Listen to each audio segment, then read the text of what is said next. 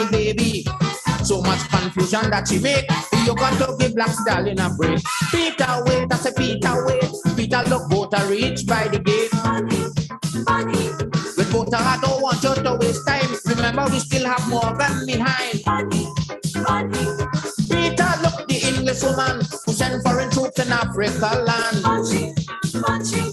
Peter I just don't care what you say. The Ku Klux Klan man can't get away. Money. Why?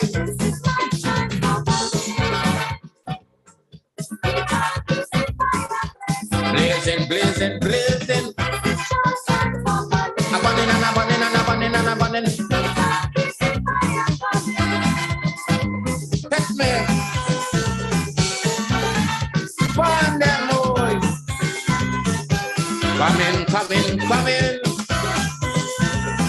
We're bunning and we're bunning and we're bunning and we're bunning.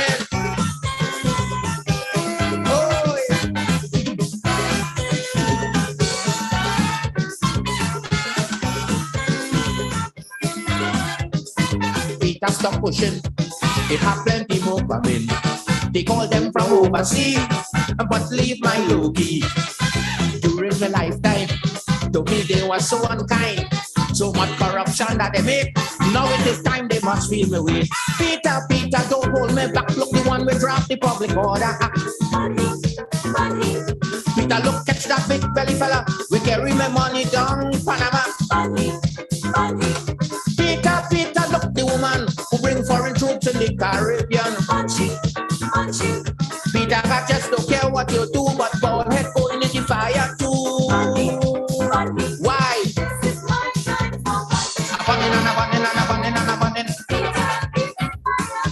Blazing, blazing, blazing. We're burning and we're burning and we're burning and we're burning. Coming, coming, coming. Man. Blazing, blazing. We're burning and we're burning and we're burning and we're burning.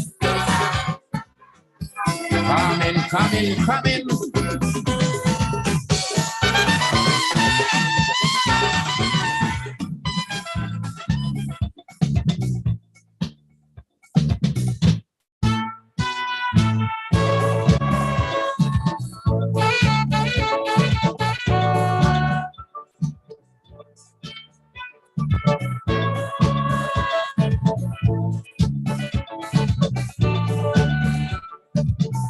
Grenada, Grenada, the black man, thank you.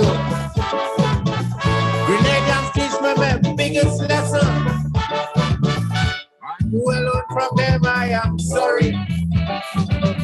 But listen to the lessons, Grenadians touch me.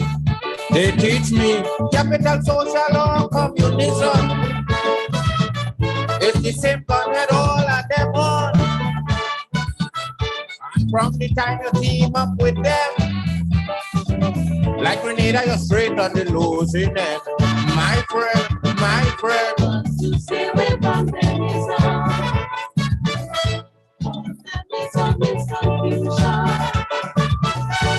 You must have a nuclear weapon. Just to. What's up with the gun telling you to vote? One saying to vote with a bomb at your throat. They're saving all their arms and ammo for me and selling the wheat for the enemy. Got to stay away from them, all them is just guitar.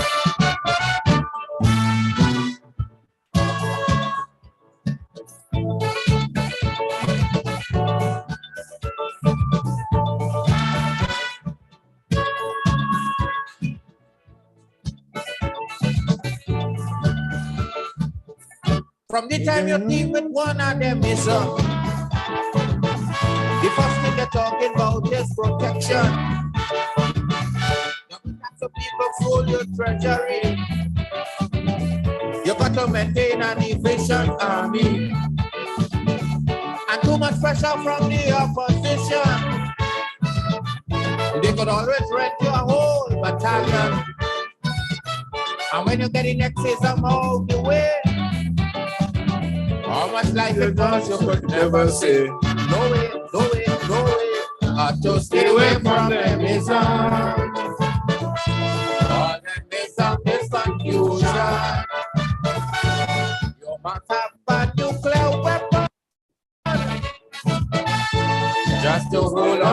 your ism. Rescue mission to help Grenadian. Rescue mission to Afghanistan. Rescue mission going the world over. But no rescue mission to South Africa. Got to stay away from them ism. Them ism is just ism.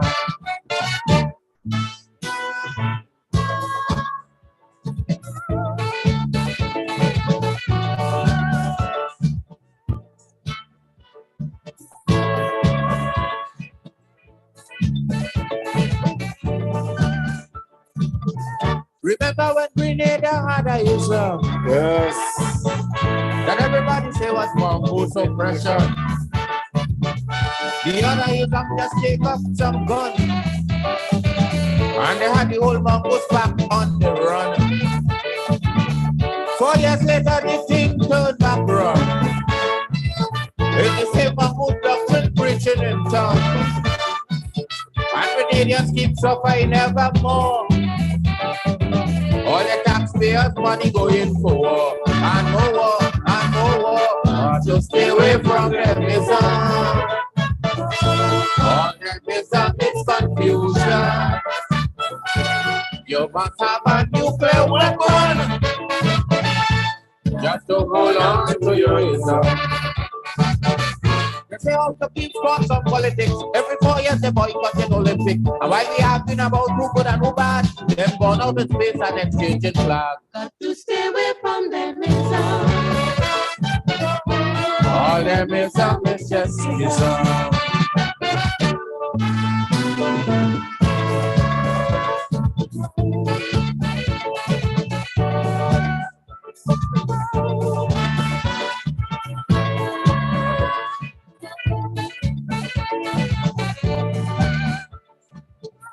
The time is right now more than ever.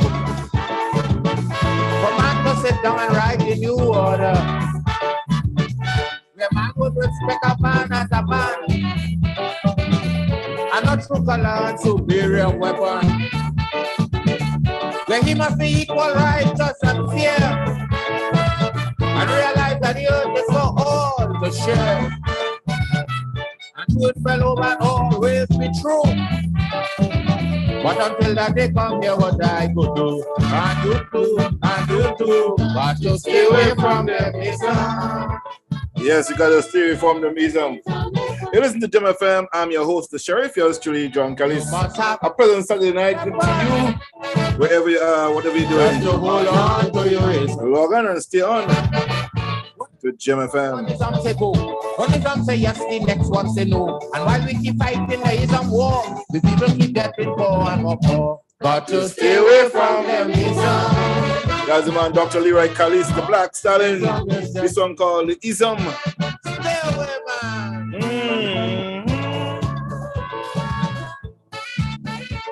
Stay away from those isms.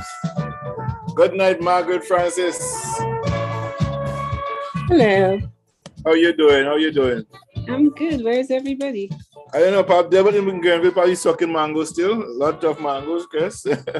Oh, they're got in Grenada? Yes, in Grenada. He was out here this morning, boasting of his mango experiences. Oh, I Yeah, see. yeah. He was having a mango moment. I told him to come back on tonight. We talk about the Queen and all her stuff that is going on with the monarchy and stuff like that. And the question tonight I do have though is, should we follow suit and walk away from the monarchy? Is there any benefit to having them still as head of state? And if we keep them, why are we keeping them? If there's no benefit to us, what is the benefit to us having them as head of state? Yeah. When Grenada probably might have more to gain from China, probably, than getting from the monarchy. I don't know. I mean, I agree. I agree with I'm not in favor of the monarchy and, them being the head of states. I'm not one of those that support that. We don't benefit from it. It doesn't serve. And I don't know that they necessarily want us either. I think we're beginning to hold on to somebody who want to let us go. Exactly. You know what I mean? That is very, very, very, very true. That is very, very true. Is that I don't want you, but you're still I'm sorry to use that term, but sometimes there are some women who get battered and bruised, but they feel this guy still love them. Beating me up, he's still right. Up. You know, I think sometimes the Western Eastern Caribbean states who still feel the entitled to become still be in that thing. Like, why would I want to be in a relationship that is not benefiting me? Yeah, you know? I mean, the thing is, these people continue to hold on to this whole colonial thing. They don't want to let go. I could understand during the PRG time the attempt to redo the constitution. Keeping the government there was a strategic move because the world was in that one space where you need to do business, right? Mm-hmm. But now you don't need it. You know, correct. You don't need the money to do business to Europe. The world become one little global village where you could dump a friend and pick another friend tomorrow. Everybody wants somebody to be partner with. You know, it's like a big dancer. Nobody go with a partner. Everybody pick a partner and just dance. You know, I think that's the way the world coming to now. You know, exactly. But we have this mistaken notion that England is it. That's who, we should be with. And we just continue to hold on. I mean, to some things. I don't know why it's inexplicable. Maybe it's the Stockholm syndrome, Yeah. Because you know what? For years you have seen the monarchy distancing themselves, but trying to hold on to the benefits of the natural resources. In many cases, the businesses can exploit natural resources in Africa and so on, right? Yes, yeah, that's correct. So for us, there's nothing to gain. For them to us in the Caribbean, there's nothing they want from us anymore. There's nothing we could offer them. Yeah, I mean, our usefulness ended the day that the price of sugar disappeared. Exactly. But for some reason, some people feel I'm entitled to be the son, to be the daughter of these people. You know what I mean? They don't want you. They throw you out already. I mean, they were happily and eagerly ready to give you your so-called freedom. Yes? Oh, yeah. But we're still trying to hold on. Don't leave me. Don't leave me. I want to stay with you. You know what I mean? And they're crying. They're still carrying the badge of honor. You know? Oh, yes. Probably. You better not go and say anything against the king now. Just about the queen. Exactly. They'll be saying to you, off with his head.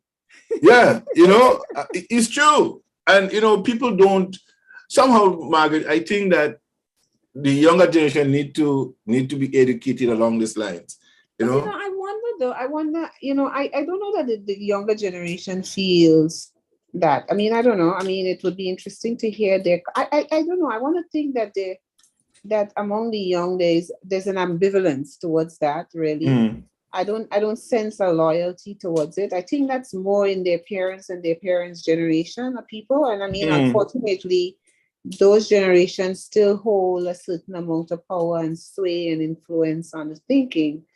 I think also maybe, I mean, I know we sort of like making fun, but sometimes I think too, people may be holding on to something too, because they probably look at their societies around them that's so messed up. What they have, that they probably figure, look, you know what, this is bad. I know it's bad, but I know what it is.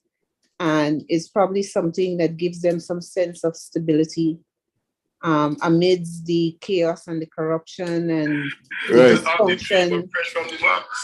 Yeah. And they're right, because even when you look at the Windward situation, and a lot of the people who have been badly affected, I mean, Caribbean people, right? Correct. Who have given up life. They have given up a lot of things to fight in the First and Second World War for England. Because they saw England at the time as the mother country, not Africa. England as the mother country. And today the children, that's why it's something I draw a line. I shouldn't have a line where you say, well, I wasn't a slave. I was not a slave. My forefathers was. But the children of the slave owners is who oppressed in a different way today. Don't they come and say, look, my parents don't owe you nothing. I don't owe you nothing. And they kicking you out of England. Yeah. And the reality is, the wealth that they have was built on the backs of your grandparents. So exactly. Even if you did not necessarily participate in that, the mere fact that you didn't wake up one day rich. Exactly. I mean, your parents built their wealth off of the back of those very people. So the fact that you inherited that wealth means that you're inheriting based on the labors of those people. Exactly. You know, so while you may not have participated directly, indirectly you have benefited from it. It's like I stealing money, $1 million, and come and give it a big house and open a business, and Genesis become the heir of that, right? Correct. And the people who come and say, "Hey, your father stole all this money from me. I want this property is mine. You know, I entitled to some gratuity from that." And I said, I didn't do it, my father, but your father is stolen goods. You know what I mean? So how dare you say you're not responsible for the trade? And you are a beneficiary. And some of these children today know that the properties that they have, right, are directly a result of slave and free labor. Of course they know. Of course they know. Right? I mean, come on. I mean, look, they know what they do. They're fully aware because, I mean, they chose not to use, for example, today, not to use certain parts of the jewelry collection today for not wanting to offend, you know, places, particular India, where they stole the people's wealth, you know, all their gems and their gems and stuff that was stolen from there. They did. You know, so they're fully aware of what they did. They are fully aware of what they did. It's not like they don't know. And they're cashing in on it. And when you go to make the claim, you know, and a lot of black people say, well, that didn't happen to me, it happened to my ancestors. And I have a real problem with persons who think that way, you know, because what they're doing is giving those beneficiaries of the free labor a pass. Correct. To continue exploiting, right, this generation. One of the things that always bother me is that we are always a group of people who you'd find saying that, you know, like the Jews or not like them, you know, regardless of how people feel, because, you know, everybody have their attitude, whether you agree with them or not. You know, the one thing you have to admire them for, I always say they are consistent in ensuring that people pay for their deeds. Yes. And it doesn't matter who it is. You have to pay for it. Yes, all those Nazis who stole their art and their stuff and whatever, they have worked tirelessly. Even when their parents and their foreparents die, you don't hear them walking around saying, oh, well, the Holocaust didn't happen to me. No, it happened to my parents, and you have to pay the consequences for it happening. It doesn't matter that the parents are not around. And that's exactly the point. When somebody, you can't let you get away on the basis of saying, that I didn't do this and I didn't do that. No. You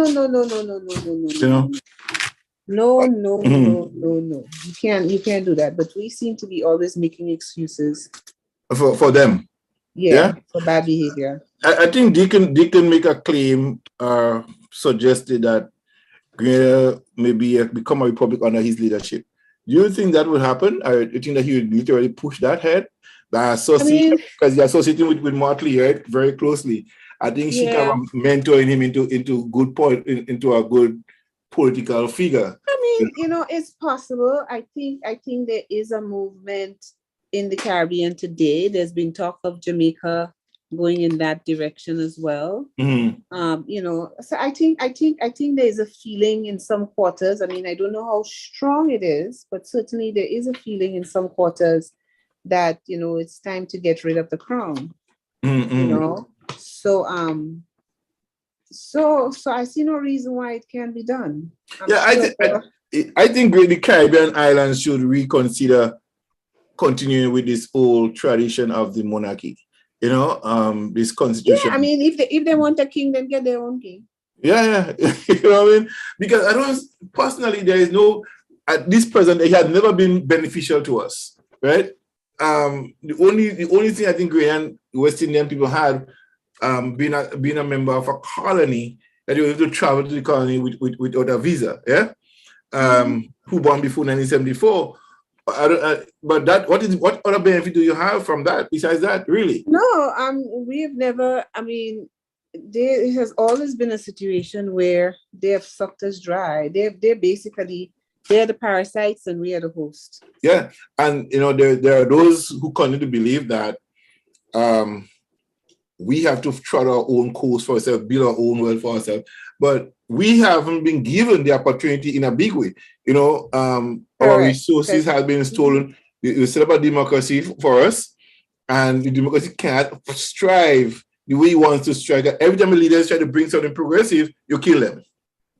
You get rid of them because you want them to be subservient, to be dependent on you. If we say, okay, we will stop import this standard from, we will build our own factories for ourselves and do that and build and educate our people, do this, do that, all of a sudden your leader dies. I think they do what they do because it suits their narrative to always. It's on a certain level I think it's racist in its thing because you see it suits them to be able to sit and say, well, see, we can't leave them to be on their own because they can't help themselves. And that's it. And that's the narrative that's been pushing with African leaders, right? Where African leaders will try to be progressive. Look at Patrice Lumumba and many others in Africa who try to do something progressive for the people and leave them up. Yeah. And they just they assassinate them one after the other. Yeah. And let me tell you something, I will stop. People have a problem with me. You have to sit down and face some reality. Sometimes your worst enemy is that white liberal.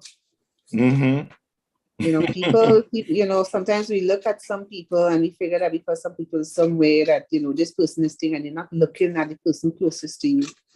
White liberals not always in your camp. No. White liberals want you to reach, they don't mind struggling with you, but to a certain point, but not to the point of parity, because if you ever get to parity, then it will free, as though there's a part of them that they need to figure they always have to be able to help, Yes. Because their guilty conscience. don't do that. I know.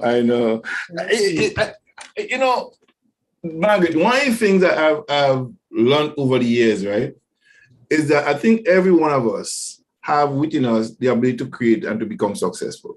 Yes?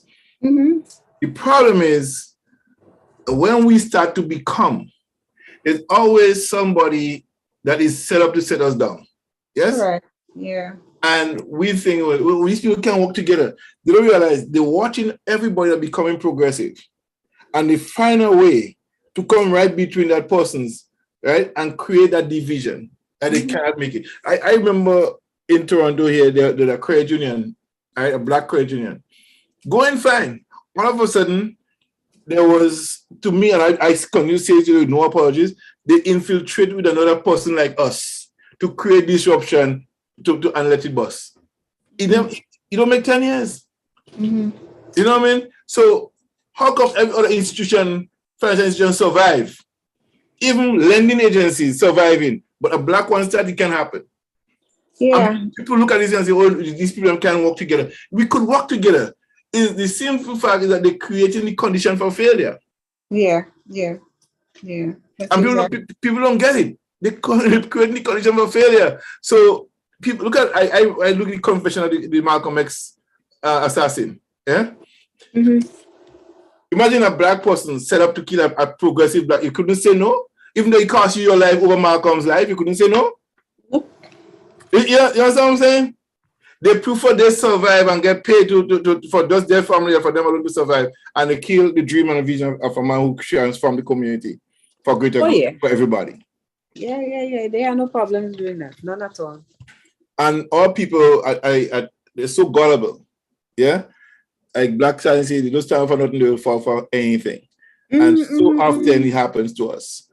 And I wish that we could collectively take a look at creating media that really means something. And you're a media person. And one of the things I say, the media have to play a more active role in communicating with the people. I think when we focus on the wrong set of music. I say wrong set of music. The dancehall, non-progressive, non-challenging, non-awakening music. And we have black men using women to whine and gyrate and to show yourself off. And when these same people will complain about the status quo, but you're not helping. Mm-hmm. The music that you produce is not progressive music. And who are your producers anyways? Listen, let's start. I think we have to go beyond that. Yes.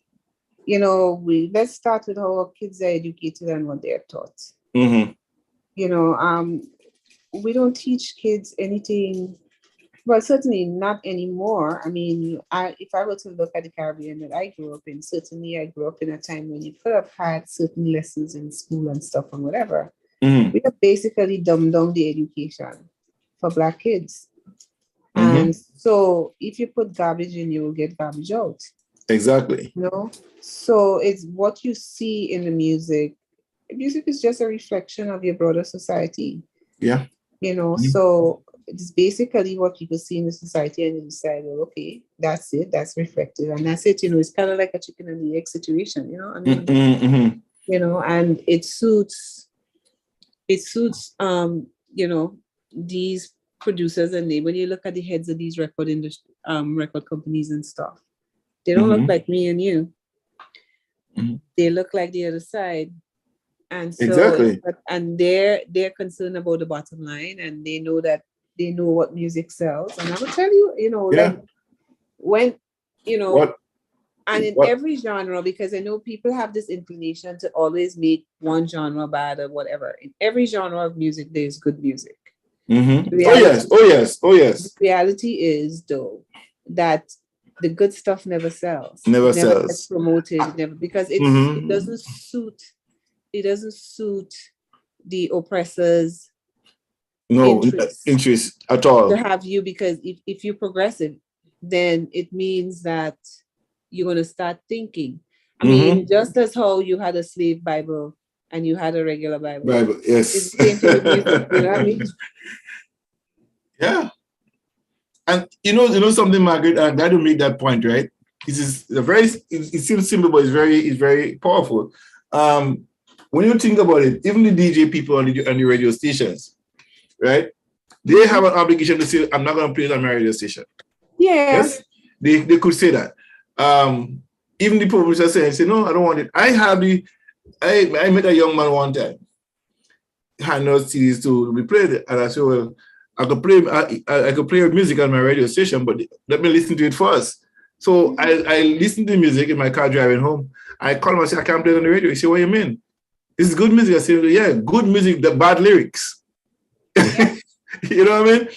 Fix the lyrics, and I will play it for you every day if you want to. I'm not going to play those kind of music on my radio station. It's not going to happen. And I think we have to start saying this, because the medium will transform the thinking of people when they listen to what you have to say. What we say here now impacting some, even though it's one person, cause one person to think differently. I never look at it this way. I never realized that. But the problem that we have is that we're so colonialized. And we think everything that the white man does is right, and what Black people try to do is wrong. And we could never work together. They may have an agenda, and they delayed it after 1945 to call progressive people crazy, mad, stupid, ignorant. Yes? Mm-hmm. They write it down, they say it, and Black people still don't believe in it, even though they say it. Yeah. And we're still going along with their lines. Why are we doing this to ourselves? Because we have been so brainwashed, and we've so bought into the whole poison of what they tell us that, listen, this will take years of re-education, re-engineering, everything you could think of to get Black folk to think differently. Oh my God. It's an uphill battle, Yeah. And I don't think that we have the commitment, because I think, I mean, maybe this sounds pessimistic, but I think so much years of indoctrination, of feeding the brain with crap, that I mean, the amount of wiping you had to do, sometimes I just figure you just have to smash the whole thing and start construction from the bottom up, you know? Yeah. I because you know, when I remember the days, I think Morris made a point in 1983 in Hunter College. He said that when he went to England to study law, he went in I think it was some coffee shop or something like that. And national anthems are played, stand up and got attention, you know what I mean? Like, yeah. And people watching like you like, who is this guy? You're like, really? They don't, we are conditioned to do that. They don't bother, that don't bother them, that don't face them. That's not, you know, but we are so conditioned to do what they want us to do that we believe is right.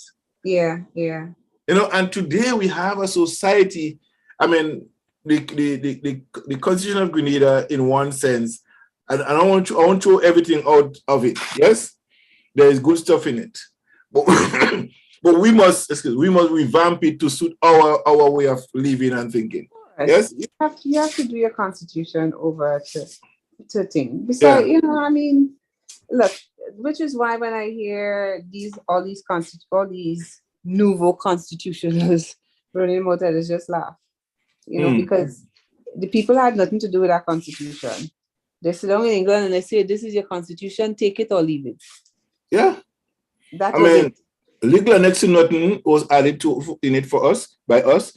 But imagine somebody who doesn't have a constitution of their own, how to govern themselves. Give you one to govern them based on their own principles. Right? And today we say that's all we have.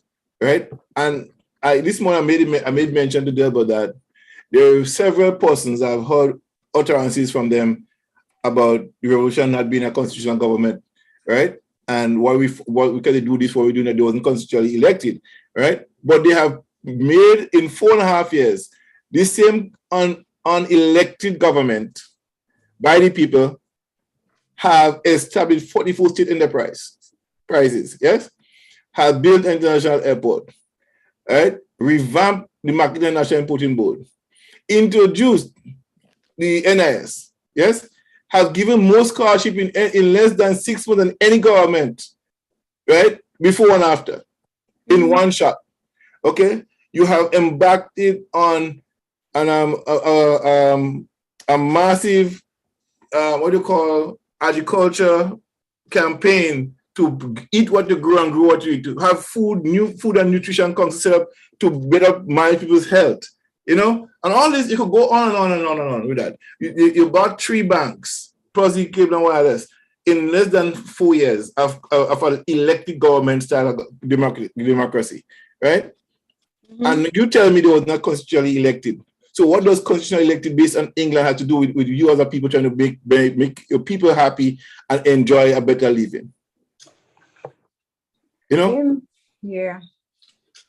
So I have issues when people make those kind of comments about the unelected government for 4.5 years. Well, I guess, you know, on a certain level, I guess they're going from the premise that, you know, the government was not elected within the confines of how you define a democracy, which it should be, you know, people electing leaders as opposed to having, you know, leaders just seizing power and saying, okay, I'm the leader and you follow me.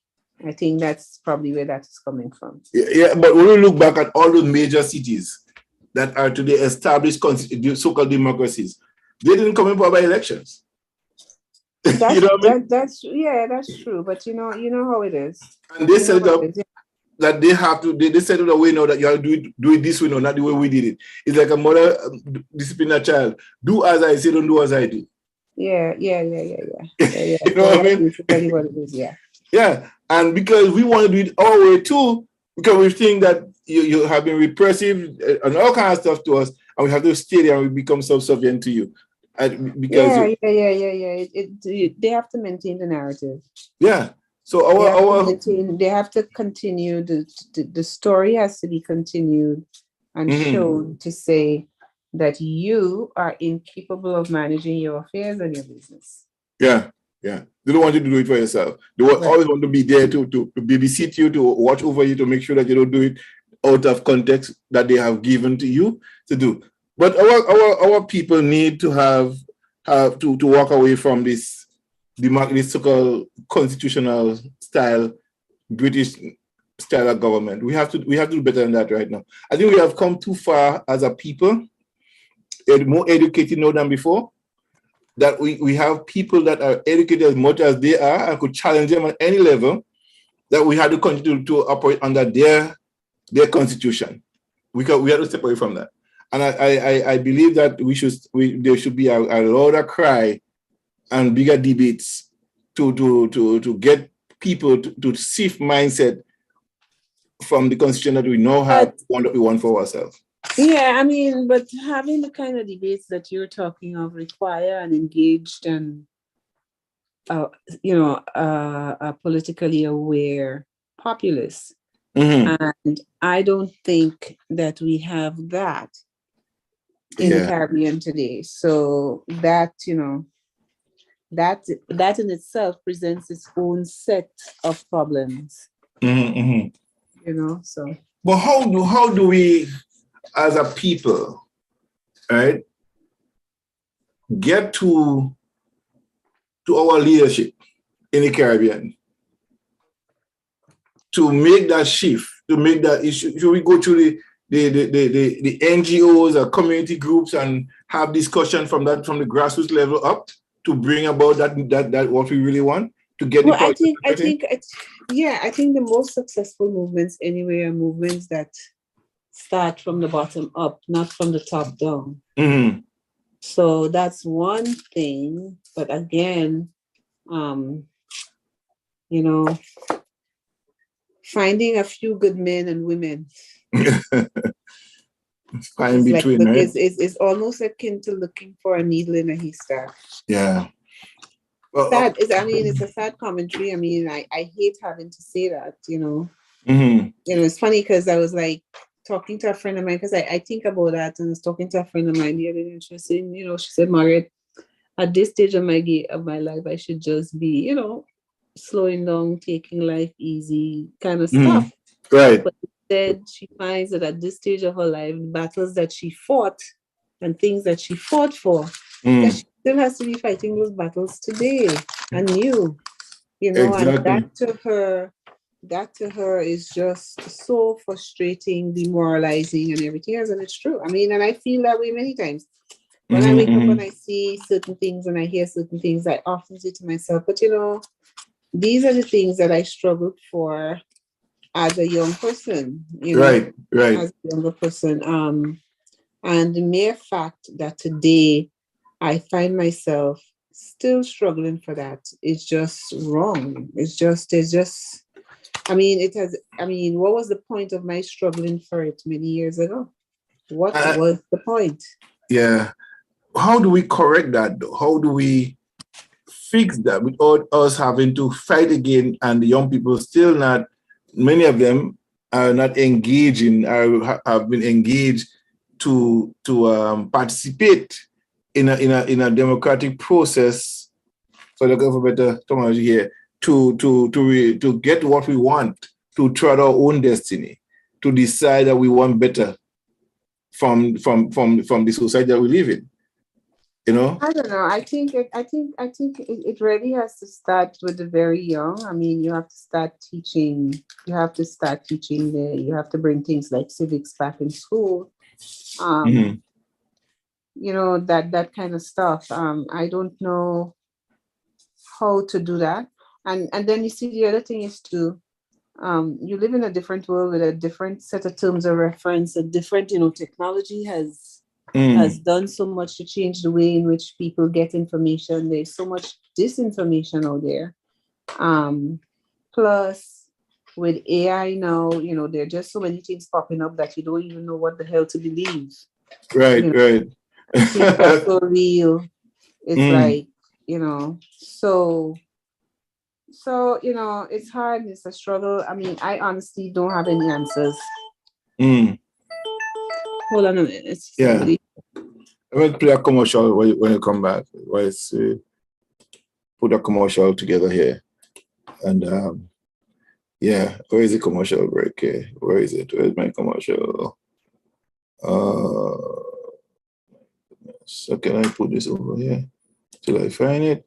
folks, I want to invite you to support Tricia Grant Lewis as she prepares to go to St. Martin on the 12th to represent Grenada in her bid to become successful as a Miss World, Elegant Mothers Pageant. And she has been very instrumental in getting her own self prepared without a lot of the charades of government and a lot of non-governmental agencies and persons to help her to get to that space where she can fully represent Grenada as, let's say, a cultural ambassador, so to speak, because whatever she's doing is part of the culture, all right? And quite often we find ourselves trying to help people that should have been helped by governments, and I think some of the things that we see happening, that it seems as though there is only a clique of people that could be assisted by government. So I want to play this piece for you. This is Tricia Grant Lewis, part of my commercial right now. Here she is.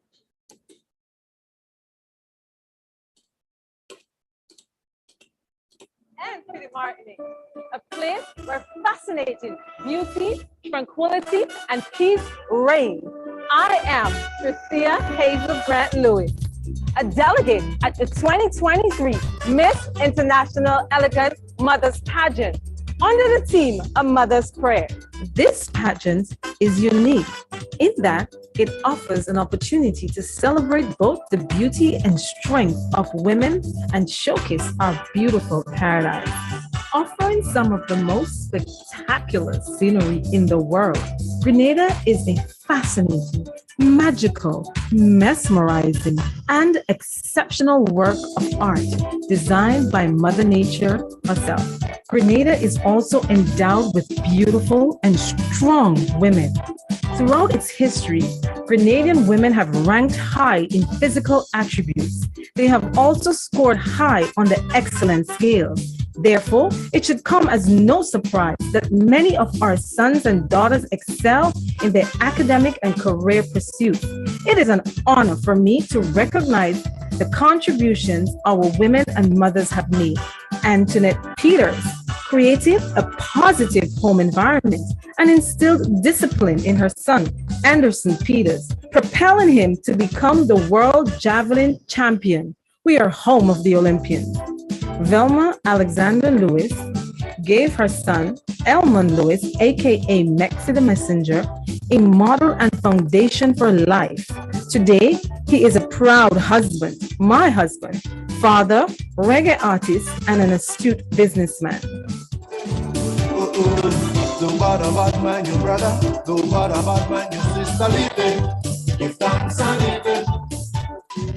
It is with great pleasure I accept the invitation to compete on this platform in the 6th annual Miss International Elegant Mothers Pageant, taking place in St. Martin on Saturday, May 13, 2023.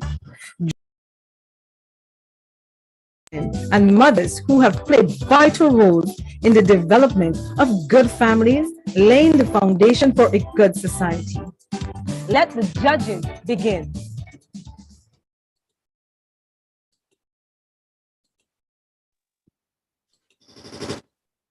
Yep. Yes, let the judging begins, Miss Tricia Grant Lewis. And, it is really what it is. She is going out there, Margaret, and trying to represent Grenada. And it's like pulling teeth without anesthetic to get even funding for her to go from different agencies within government and so on. Mm-hmm. And we have been embarking on a fundraiser here at GemFM, asking people to donate to her. Not to send money to us directly to her, so she have the funds in ready cash and to do the things that she have to do for she costumes and all this stuff like that. And I thought probably the media in Grenada will be more food coming. I've been watching around and I haven't seen them promoting her videos we have done here. Junior Judge has done just to help her to get to that level, of awareness. People are aware of what she's going on. Right. And I haven't seen that, and we some of us here have reached out to businesses in Grenada to ask for help, and they bluntly refused. You know, in one particular case, a company who she now is shopped by to buy materials to make her own clothes, thing, just to give probably 3 yards of cloth. They refuse to do that. You know? Right. And that shows how much they're not interested in developing or helping people to become, you know. And you know, the sad reality is gonna be is that when she wins and she come back home, everybody want to rally around her. I know, right? That's basically that's how it is. How it is. And that's the sad thing, because people who you think would would help them, help her to become or to make her journey easy financially. You know, she's not going to represent herself. She's going to represent Grenada 473. You know, when the final cutting come down, it's like, whoa, Grenada 473, everybody rocking. We did it again. Another, you know, but yeah, it could be. Yeah, you're right. But it could be too that, you know, maybe people don't know a lot about this pageant. Yeah, but that's the time to know about it, because now is the time that you open up to see what it's all about. Yeah, you see, it's not like I guess it's not like a Miss World or Miss Universe type pageant. So I guess, you know, it's a tougher sell in a situation like that. And you're running for 6 years now, so this is the 6th one. And the next one will be, when she wins, will be happening in Grenada. So a lot of preparation will have to be made by governments, Ministry of Culture and so on. Right. You know, so why not invest in her right now? And I mean, I could tell you, they've been begging government to assist, you know, and the pace of which it is been done. People from the diaspora to call in to get them to support, and she's been to the same people before, and they will not give her an audience. You know, we have done that. We have people from here done that, and that's how some of they realize that, oh, okay, we'll do something about it. And imagine I come to you before and say, Margaret, I'm hungry. Can I have a loaf of bread? And I say, no, I don't have no bread. And then they'll call Margaret, you know, John hungry, need some bread. Okay, I'll send him right away. Right. And that's the situation that happened with her. You know, it's like they don't see the importance of helping until somebody shout out loud on the rooftop, hey, go over there and feed. You know, you got to come from somebody else and not from the person that's crying out they're hungry. Yeah. You know, and that's the sad thing. That's the sad thing. I want to ask you another thing. As the conversation continues here, I read something today. Well, two things, a couple things there. I think I read with Delbert this morning. One of the thing was I tried to send it to you, but it's not going. I tried to send it, but it wasn't going either. I know what is it? It's something to Land Actors Incorporated. I was probably you might be aware of it, Miss Maria Rivera. The land actors, Grenada Land Actors, or whatever, something like that. Yeah, you are aware of the letter? I don't know if they sent out a letter. Well, I happen to have it. What does it say? Maria Rivera, Senior Advisor, Americas, right? Ruma's Secretariat. Going here, let me see. Reference change of boundaries of Ruma's wetland in Rivera to accommodate mega resort development in Grenada. Dear Mrs. Rivera, through the Physical Planning and Development Control Authority, Grenada Land Actors GLA recently received a copy of the Environmental and Social Impact Assessment that was conducted for the Grenada National Resort, right? An 18-story mega resort, 3-tower, with a casino and 18-hole golf course. According to the document, the officials' boundary line for the Ruma's protected wetland area changed through discussion with the Ministry of Agriculture and Lands and the developers, Singapore Heng Sheng Grenada Development Limited. Right? Official map is presented differing greatly from the original Ramsar map that can still be found. And the convention website, right? The ESIA also referred to the MOU that was signed by the government and developers. However, the agreement presented in the annex of the ESIA is partly written in Chinese, had no names attached, has no signature amended, including no conditions, and does not appear to be legally binding instrument in any way. The new boundaries delineation would leave half of the Livera Beach unprotected, a beach which hosts one of the largest turtle nest population in the Caribbean. At the recent public consultation held by the developers, 11th February 2023, developers were questioned about the MAU and the attempt to change the boundaries. The ESIA consultant, Neil and Associate, was not forthcoming in the response. The consultant indicated that they were not responsible for the change and that these new boundaries coordinates had come from the Ministry of Agriculture and Lands. The ESIA consultant also suggested that the previous boundaries of the Ramsar site were not more than an imaginary line on the paper. Livera was designated a Ramsar site after years of dedicated hard work by the then staff of the Forestry Division, who recognized the importance of the wetland to resilience of Grenada, right? Long before the threat of climate change became a focus, Grenada's integrated coastal zone management policy of 2015 clearly states that the country has already experienced significant losses of infrastructure and coastal resources due to sea level rise, elevated sea surface temperature, and increased intensity of storm and hurricanes. To reverse this trend, there must be an immediate national response of adoption as to improve and increase the resilience of key marine ecosystem and also to ensure that habitat of species are preserved. Thus, the loss of the Livera wetlands, one of the largest on the island, will also worsen Grenada's climate resilience and significantly lower the availability of habitat for waterfowls, a key consideration under the convention.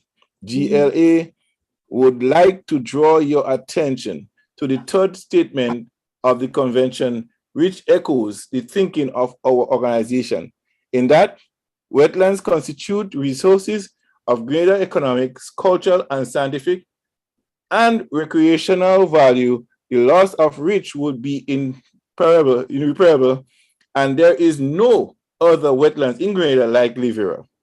We do not believe the government has followed any of the correct protocol to change the boundaries for the Ramsar designated wetland to facilitate the Grenada National Reserve, as none of the criteria for urgent non-national interest applies. In November 2002, the contracting parties released guidelines for interpreting urgent national interest. This billion-dollar hotel development in the threat of Grenada's wetlands integrity and any proposed change do not account for the criteria listed by the convention, which includes valuing the existing functions and economic, social, and ecological values of the site in question. The value of habitat, harboring endemics, threatened, rare, valuable, or endangered species, and transboundary effects, which in the case of Livera would encompass effect on migratory birds, and sea turtles. Besides, being done in consultation with all stakeholders, which we believe should include NGOs, CSOs, and the wider public. A restructuring of the boundaries should start with a prior environmental assessment, taking into consideration the full range of functions, service, and benefits offered by the wetlands, which also possesses migration or compensatory measures under Article 4.2. Parties should assess when there are threats to serious or irreversible damage and should not postpone cost-effective measures to prevent environmental degradation. If these considerations are met, the party is to notify the Bureau and can seek advice from the scientific panel before there is irreversible damage to the wetlands. That's almost the end of it. There's nothing. Right. So the boundaries, I think the big issue here is the boundaries have been shifted. Yeah. And the government, the ministry have done that according to the document, not by the developer. If the developer pursue them to do it, they are the one who ink it. Yes, and so the developer can do. The developer do whatever they want to do, but if they're in violation of the law or whatever the boundaries and stuff are, the government is well within its right, because at the end of the day, regardless of what you say, the land in Grenada belongs to the state of Grenada. It does not belong to the Chinese. It doesn't belong to any developer. It doesn't belong to you. It doesn't belong to me. I know we like to say that, well, I own that piece of land or I do whatever, but at the end of the day, the land belongs to the state. Exactly. Every piece of land in Grenada belongs to the state of Grenada. Most correct. But again, the consultation part, if you're going to shift the boundaries and give people more space, more land to use, shouldn't that be done with true consultation with the interest groups that was initially involved? Well, it should be done. It should be done. And Grenada is a party to a number of agreements, international agreements that they have signed when it comes to environmentalism, which states that the people should be consulted. In fact, most recently, when they signed the Escazú agreement, that is one of the terms of that agreement. Part of it is that people should be consulted when anything is going to be done to change or affect the environment in which they live. So the people should have been consulted. That's just part of the requirements of signing a treaty. But hey, what can I say? Camera is not on, eh? Because okay. I know some people forget to put the camera on. I was watching an interview with you today, and some other persons trying to come on with an interview that you have done with you and Beverly St. Clair. I will talk to you after the show about that. Not about the show, but something else. Remind me after we come offline to ask you something. Okay. And some Alexander guy was trying to get on. He was muted. I think sometimes technology sometimes beat people, they press something going off. It does. So sometimes I went to a thing last week Saturday and nobody get the Wi-Fi for the place, right? And my wife had to ask for the Wi-Fi. So sometimes it comes and go on and get cut off while during the show. Right. And the waiter came up and she said, "What's the Wi-Fi?" He gave it to her, and then she gave it to me. But I forget what he said. That I walk away from doing something. Until I go back to her again, I sat down and she said, "Let me put it in for you." So she put it in, and that's how I was able to get a stable Wi-Fi through the rest of the show. But when I go to places, I always seek to get the Wi-Fi for the place, so we can have proper Wi-Fi, still Wi-Fi running. Yeah. So a lot of people miss that sometimes, and I think people all the time always check your Wi-Fi. And something I've noticed, if the communication companies now, if your bill due Monday, since they start reducing your bandwidth. Yes. Oh, are you serious? Yes, they did that to me. So I learned that. So I said I don't my bill time to come to pay it, So I have good high speed internet, business internet, right? So how come it always show? You remember one time you were showing low bandwidth? Yeah, right? yeah. So I went to work and I was telling my friend that. He said, no. What they do is like allot you to pay your bill on time. Oh, So that's yes, ridiculous. that's ridiculous. And they will send you and they'll tell you to upgrade to a better Wi-Fi and blah blah blah blah blah. Right, So, right. yeah. So that's what they do. So people have low bandwidth and stuff like that. Sometimes not really the internet is the problem. Is that is allotting them that. Well, yeah, there's this thing called throttling, and what some of them do too is that if they find that you stream a lot of stuff, yes, it will also reduce your bandwidth. I mean, I'm telling you, these people are disgusting. Very much so. Very much so. So that's what they do. So yeah. So Margaret, the Friends of the Earth. I listened to you guys last week, and how would that organization, the Greater Branch, will be effective in ensuring that these boundaries go back to its original plan that they had? How much can they be involved in that? To be honest with you, I don't know, because I'm not really a member of Friends of the Earth. They asked me to moderate the panel for them. Mm-hmm. So that was kind of like my thing. But I guess what they can do, I know that the Grenada Land Actors Association or whatever it is, or the LGA, I think it's the Land Actors of Grenada, something. Mm-hmm. Anyway, they are more activists. I mean, in that they have brought cases in the case of Las Jess stuff, and they recently had a ruling in their favor because they had brought a challenge up there, and then the government had taken it to court, asking the court to dismiss it on the grounds that they didn't have standing to bring any action against the thing. And the court, the ruling that they got was that yes, they do have standing to let the case go through the courts. So that was a victory for them, which is thing. But I don't know, I mean, I don't know how much of that Friends of the Earth can do, because the sense that I got from Joseph Antoine is that, a lot, they rely on volunteers a lot. Yeah. And you know what happens when you are relying on volunteers, it takes a lot more people.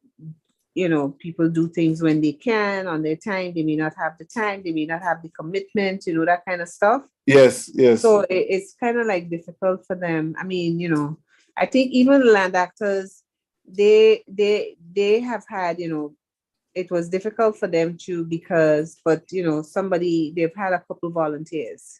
Mm-hmm. People who volunteered to help them, but it's been a struggle as well to move, their things forward. So, there is this argument that is often been made by progressive and non-progressive people. The scale tips sometimes on one side, heavy on the other. When it comes to economic development versus traditional things of keeping the wetlands protected, and economic development overseas should take priority over that. There are more people working, there's more add to the GDP than some totally, some egg company, some egg, somebody could go somewhere else and lay the egg. Why worry about that? What would you say to those thinking that I think for me, you don't have to have one without the other. Mm-hmm.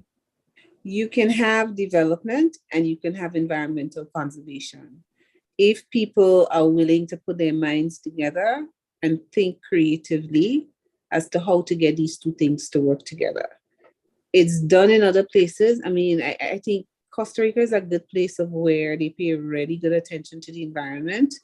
And, their tourism is so very much wrapped up with the environmental and the ecotourism thing is wrapped up. And the thing that you find when you go to Costa Rica is that their guides and stuff, I mean, they train them, they're fully trained. You can't just, as they get certificates and stuff and whatnot. And, they know the history, they know the ecology, they could talk to you about that. They can tell you about what how to protect the environment, why they do this, why they don't do that, all of that stuff. So it's not that it cannot be done. It can be done. The question is is the will there, both the political and the other will to do that. Too often, I think for people, is a get rich quick scheme thing kind of path to development. That's not development. That's destructive. Right. Sit down and plan effectively. I'm not saying that you couldn't have a resort in Rivera. I mean, because the advantage of doing a resort in that part of Grenada is that you create employment there, right?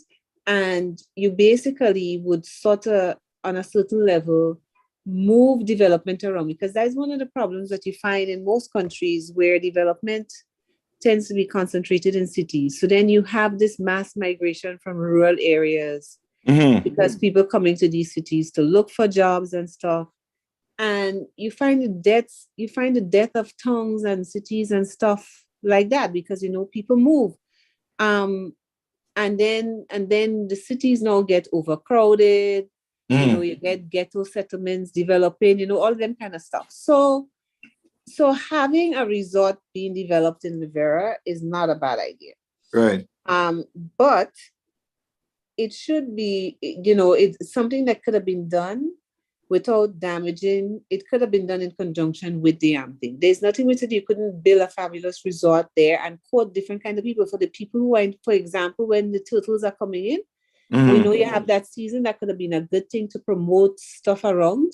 Right. So that for the turtle watchers who want to come in and see that, that is that season. You promote that for that class of people. And as far as I am concerned, the people who are generally, if you build in that kind of stuff and you want to do an ecotourism, most times the people who are interested in ecotourism are also the people who have money. Right. And I let me tell you something. I have no qualms. I mean, I don't care who get mad with me for saying this. When you're dealing with small countries like Grenada, and especially where you have, where the environment is so sensitive and to any shift can cause such great damage, right? I think you need to be discriminating. I mean, you're welcoming everybody, but at the same time, you should be discriminating about who you actively target. Yes. Right? Yes. You can't, because every single body that come in don't give a damn about the environment. There's some people you don't want in your place. Exactly. And I make no apologies for saying that. And you shouldn't go out to target them. I mean, you ain't gonna tell them don't come, but really and truly that is not your target audience. Yeah. Yes, you're right. And I say that all the time, right? And sometimes people say, John, you can't think like that. But that's the truth. You have to think like that sometimes. You have to. Because whose interest it is in. Yeah. And every tourist is not a value. Sometimes every tourist is not worth the investment. Some people come, they have bad habits, they're nasty, they break things the same bad way that they behave in their country. They figure they could come in somebody else's place and do the same thing. I saw a video out of South Africa where a white man jumped behind the bar and tried to punch off a bartender because he didn't like how he talked to him and stuff like that. That happened in Carriacou, It happened in Carriacou too. I saw the one in Carriacou too. Yeah. So, and I mean, I saw the one, another guy in St. David's, I think it was somewhere after the incident when the guy got beaten up by the white guy there. I saw a video thereafter where the white man and black guy had an argument, sort of, and the white man spat on him straight up in his face. And the guy didn't play. He returned the favor. Of course. Some physical blows. I think the guy ended up getting his foot broken and the ankle broken or something like that, right? Yeah. And people say, oh, you can't do that. Well, it's they will do it to you. Yes. They'll do it to you and hope you retreat quietly and don't say nothing. And they do take it to you next time.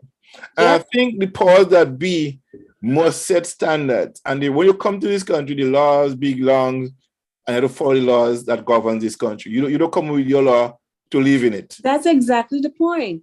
So why should these people come and just think, and you figure that because you're so desperate for a tourist that they could walk inside of there and do whatever they want to do? No. I think when the rapier guy almost killed some things, some puppy or something, so I think we want to be some talking about, who hamper tourism. Well, Mr. Rapier probably was in his rights. You can't come here and do what you want. Exactly. You know, and repair of our person he has no boundaries. He will tell you as it is. He will do what you have to do. He will make sure that you don't step over the line. Stay in your place, kind of thing. That's who he is. You know. Yeah.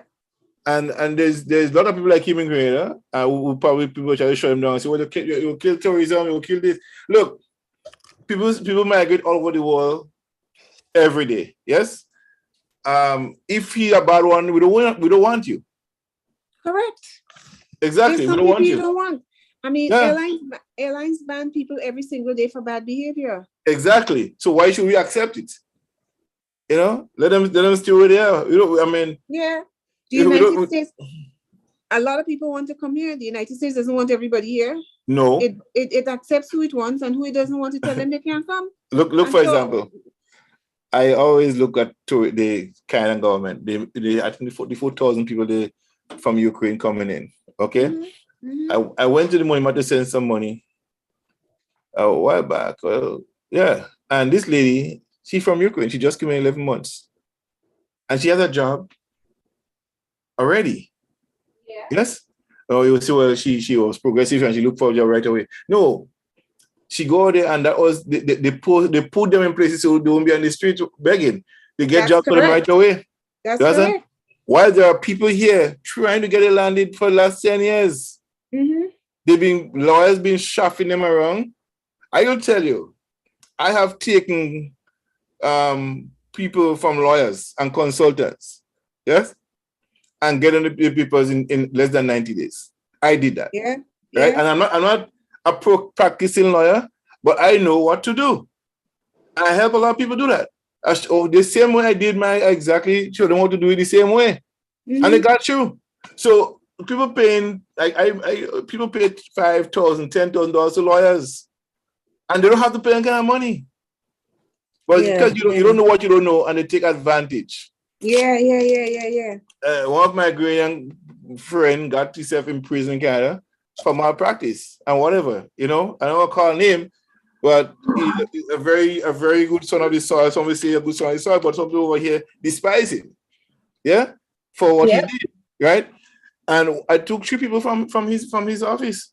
I said every time the guy, you know, $200.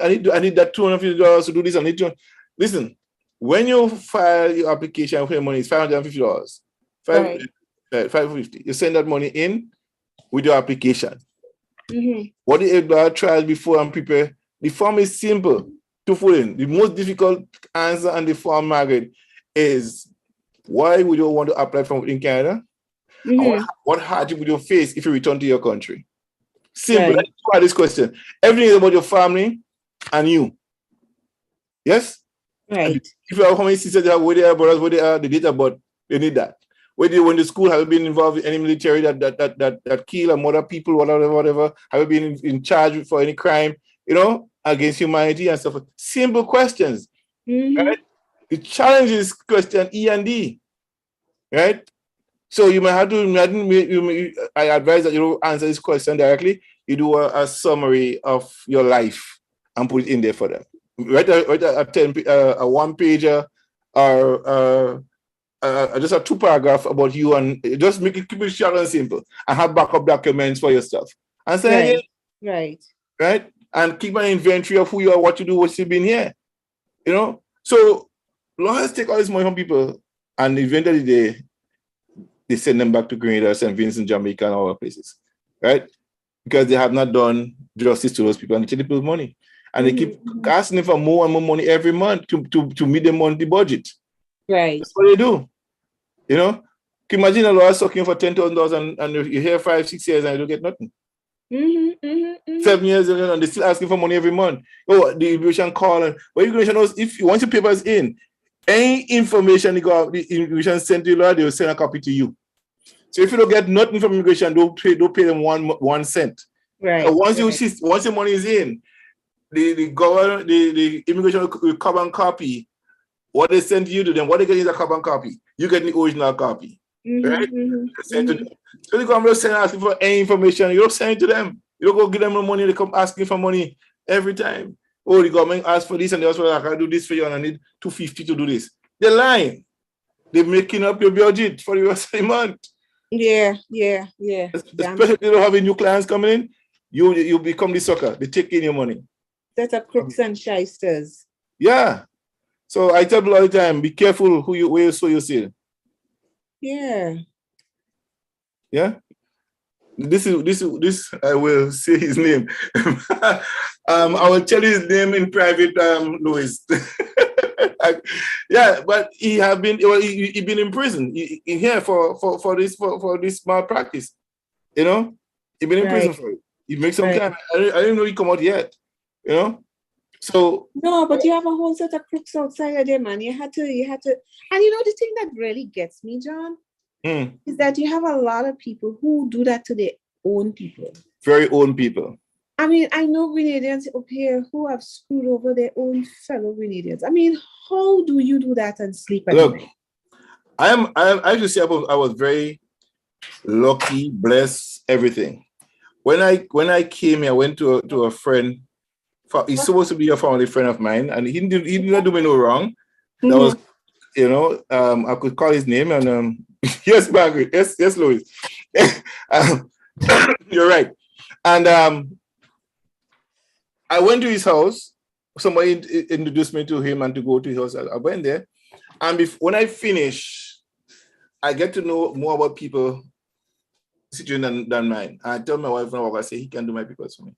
And I'm going to do for him. Right? And then my comrade Naz was just finished off his attorney thing and starting off his own office and stuff like that. Right. And we comrades, we always cook up together, how he's cooking. And I told him what's the situation. He said, listen, this is what you need to do. Okay? You need to do X, Y, Z, and so on. Do all of this and come back to me. We did all of this, we go back to Naz. Right? And he put the papers together. It happened that bombing the Trade Center happened. New York, this happened. He went to Grenada. And a number of things happened, but he said, look, there's no cost to you for that. This is what I'll try to do. Do this. He even went to Grenada and finished off the documentation and everything I had to do. And he sent it back to me and he said, this is what you did. They might change the format a little bit, but get somebody to look over it for you and stuff like that. I did that. I sent it in. Naz haven't charged me a red cent for doing my documents for me. Right? And for both me and my wife. We went in there and we suddenly said within 30 days we got a temporary number. Within 30 days. Right? After that, next 30 days, they call us in for, what did they say, coming for interview. We got in there was no interview. I could tell you, we got in there and there was two black people, I call it two black people, a couple from India and myself and my wife from Grenada.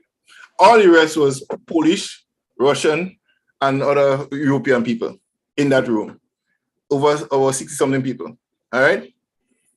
I get called up third and the lady asked me, what's the color of your eyes? I said, black and white. She said, no, your eyes is chocolatey brown. She got my passport, got the stamp. Welcome to Canada. What it was. That was it. Everything was done in order. Right. Right?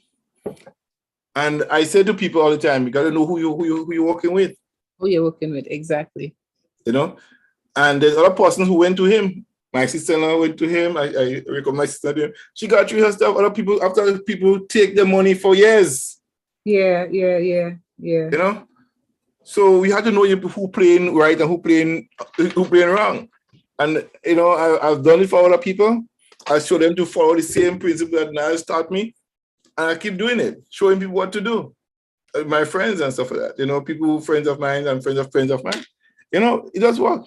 Yes, Louis, he was on the newspaper. He was in the Share one time, and one other newspaper, I think it was the Caribbean Camera. It was there. They posted him. Yeah. So that is the thing. So Margaret, so that was the wetlands was one thing. The moving, the constitution, the monarchy stuff we talk about here. I have a question for you. Lord, what kind of question are you coming to give me? There are so many things that happened with our former prime minister recently.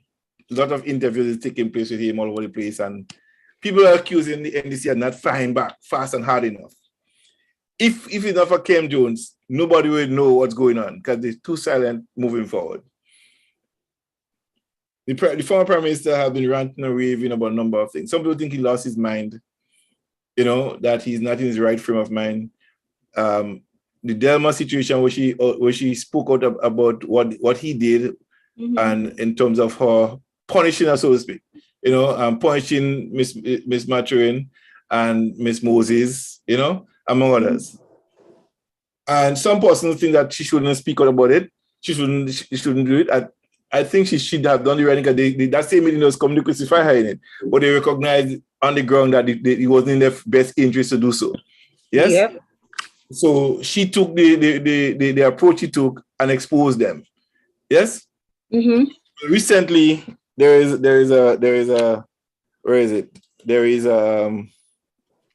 an email I received today. I understand Delma will be making an announcement soon that she is joining the government and will be given a portfolio. Peter don't want her to go, but the decision already made.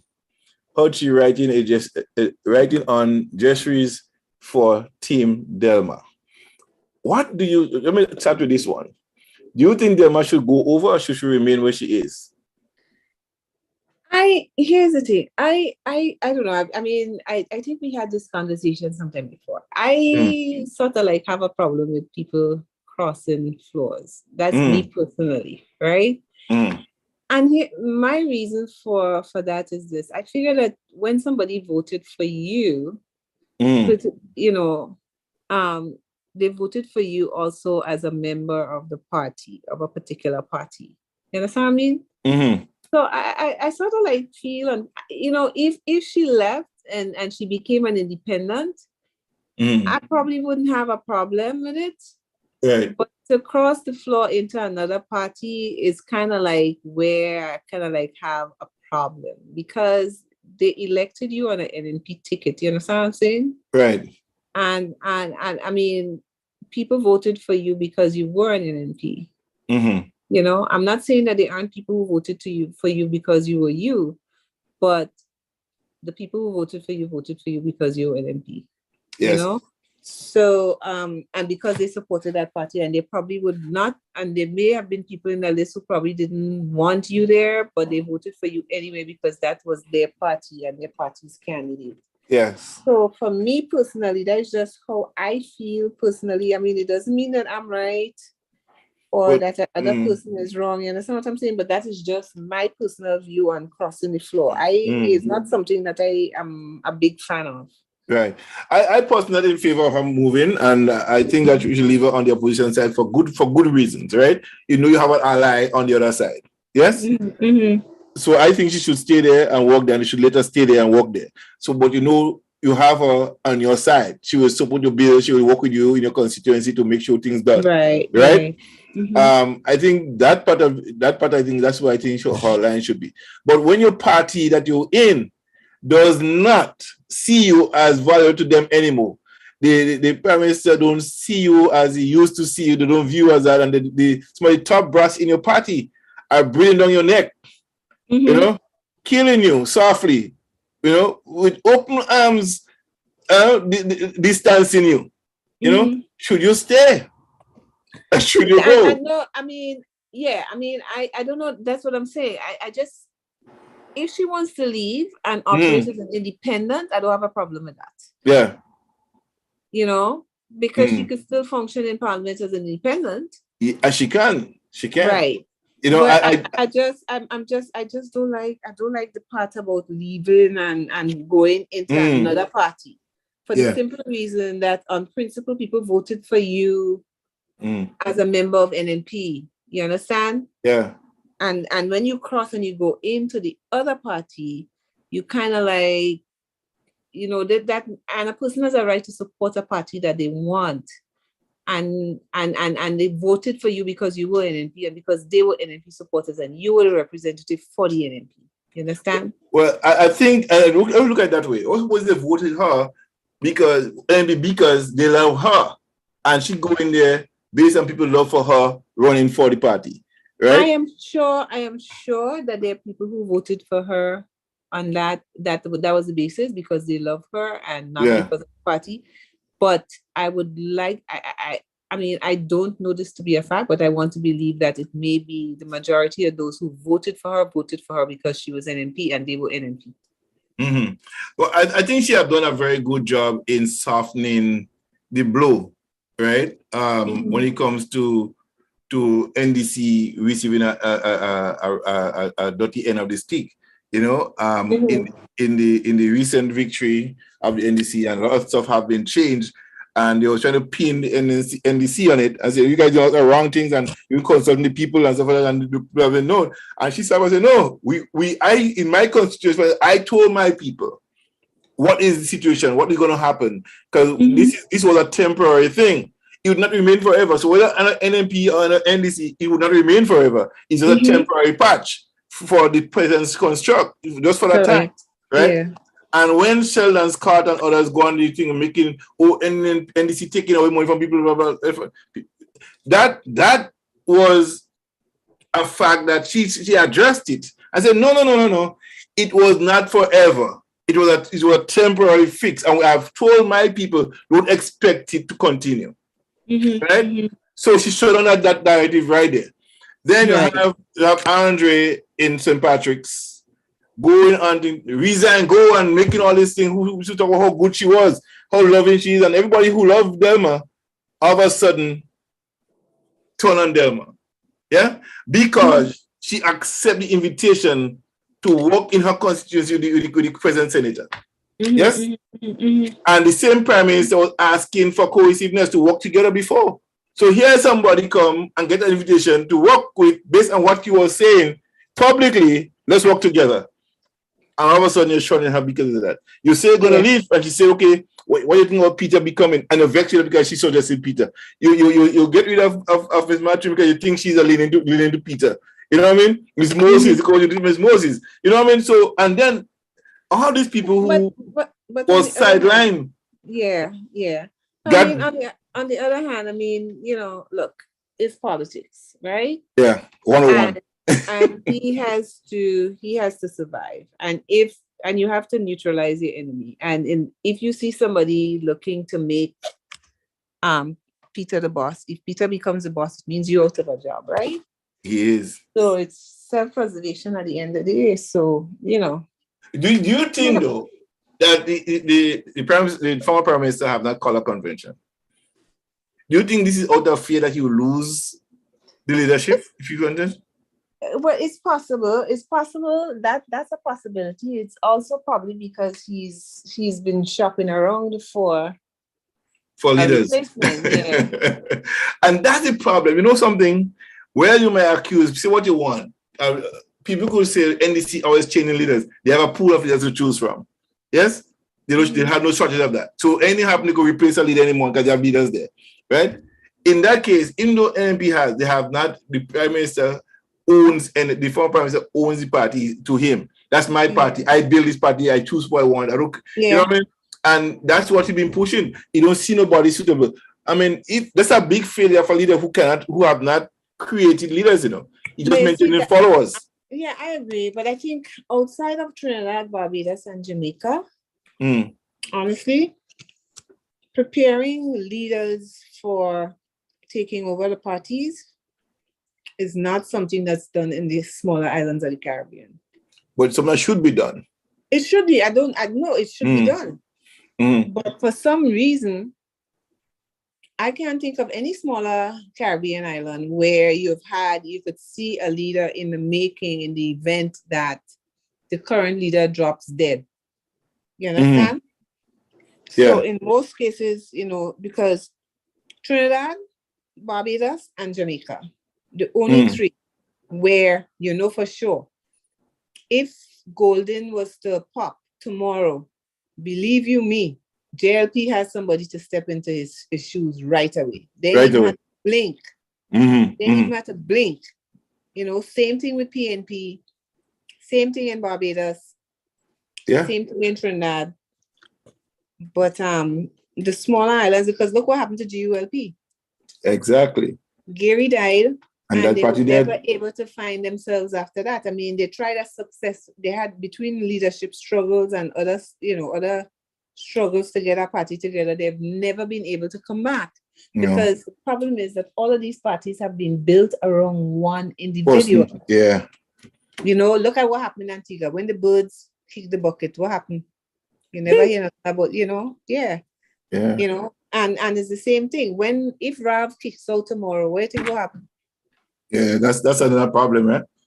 Yeah, I mean, Ralph has his issues. I mean, I'm no Ralph fan, don't get me wrong, but if you're just looking at it objectively, they've all done that. They've made themselves the gods.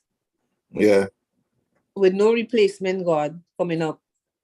So, hey, you know, I think our constitution have to apart from party politics in the constitution of Grenada, that new constitution should embody that. You know, that every political leader must choose a successor. You know, part of I don't know that you can make that a constitutional issue, because really and truly, because it's best interest of the people. Because it's a people's business. No. You have political parties, and a party gets to choose whoever their leaders are. You know, what happens if somebody decides to run as an independent and say, God forbid, you know, Grenadians decide, you know what, let me vote for an independent candidate. You know what I'm saying? Yeah, but that is fine too, because the likelihood of an independent candidate becoming a prime minister is not likely. Yeah? Under the current structure, no. Yeah, no, right? Is it matter if you have a situation, a runoff election where you're choosing for a prime minister in the new constitution, you does not be aligned to any political party, it is a different story altogether, right? And that could be part of a constitution that make up that individuals should have voted for a person as a president or prime minister of your country. You know, that could be done. But in the present constitution we have to go through the political party system to elect a leader, and the prime minister come out of that. But in the case of the prime minister losing his seat in an election, you know, who will choose to become the prime minister? Then if the party, that person loses seat in the constituency. You know, so that's one of the problems in our present constitution that we have. I'm not too sure if there's any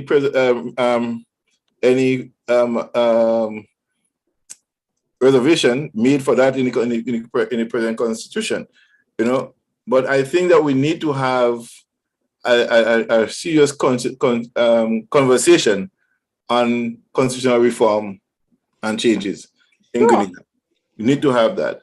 The present one doesn't really fit us at this present time. It's outdated, you know. We need to have something. Personally, I don't think it ever fits us. I mean, how could a bunch of old white men sit down in a country so far away that they probably never even see, they can't pronounce the name, they don't know what the people look like, but we'll tell them this is your constitution, you have to follow it. Really? That's how the rule. I mean, a bunch of quaily old white men.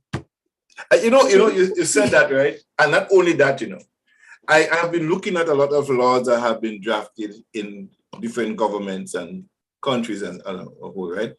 And most of it, because women's rights laws, a lot of them are done by men. Exactly. You know, I'm thinking, so now I sit back and realize, but all these things was done by men. Where is the women's contribution in those things? You know, I could tell you for a fact in Grenada, the women's rights thing was really drafted up by Phyllis and her team of women, right? It wasn't the government, men sit down and do that. Phyllis Code and her team pulled together and wrote up that thing for the women's rights in Grenada. You know? So what you wonder about her, she had advocated for women's rights in Grenada and the Caribbean. Big time. She have done that. That's for sure. You know, and the US have gone on a campaign to destabilize her right across, because she was empowering women not only in the Caribbean but in the United States. She had a great influence on the women movement there as well. So once you capture and have women empowerment going on, you know what's happening. Because you see, the hand of the rugby cable rules the world, right? You're right. You tell them they could do whatever they want to do. You know, they still can't stop 6 runs. They can't 6 runs. They can't. So my thing to you is though, and so the Prime Minister have been ranting about a lot of things about the hospital. We don't need a new hospital. This goes about this morning.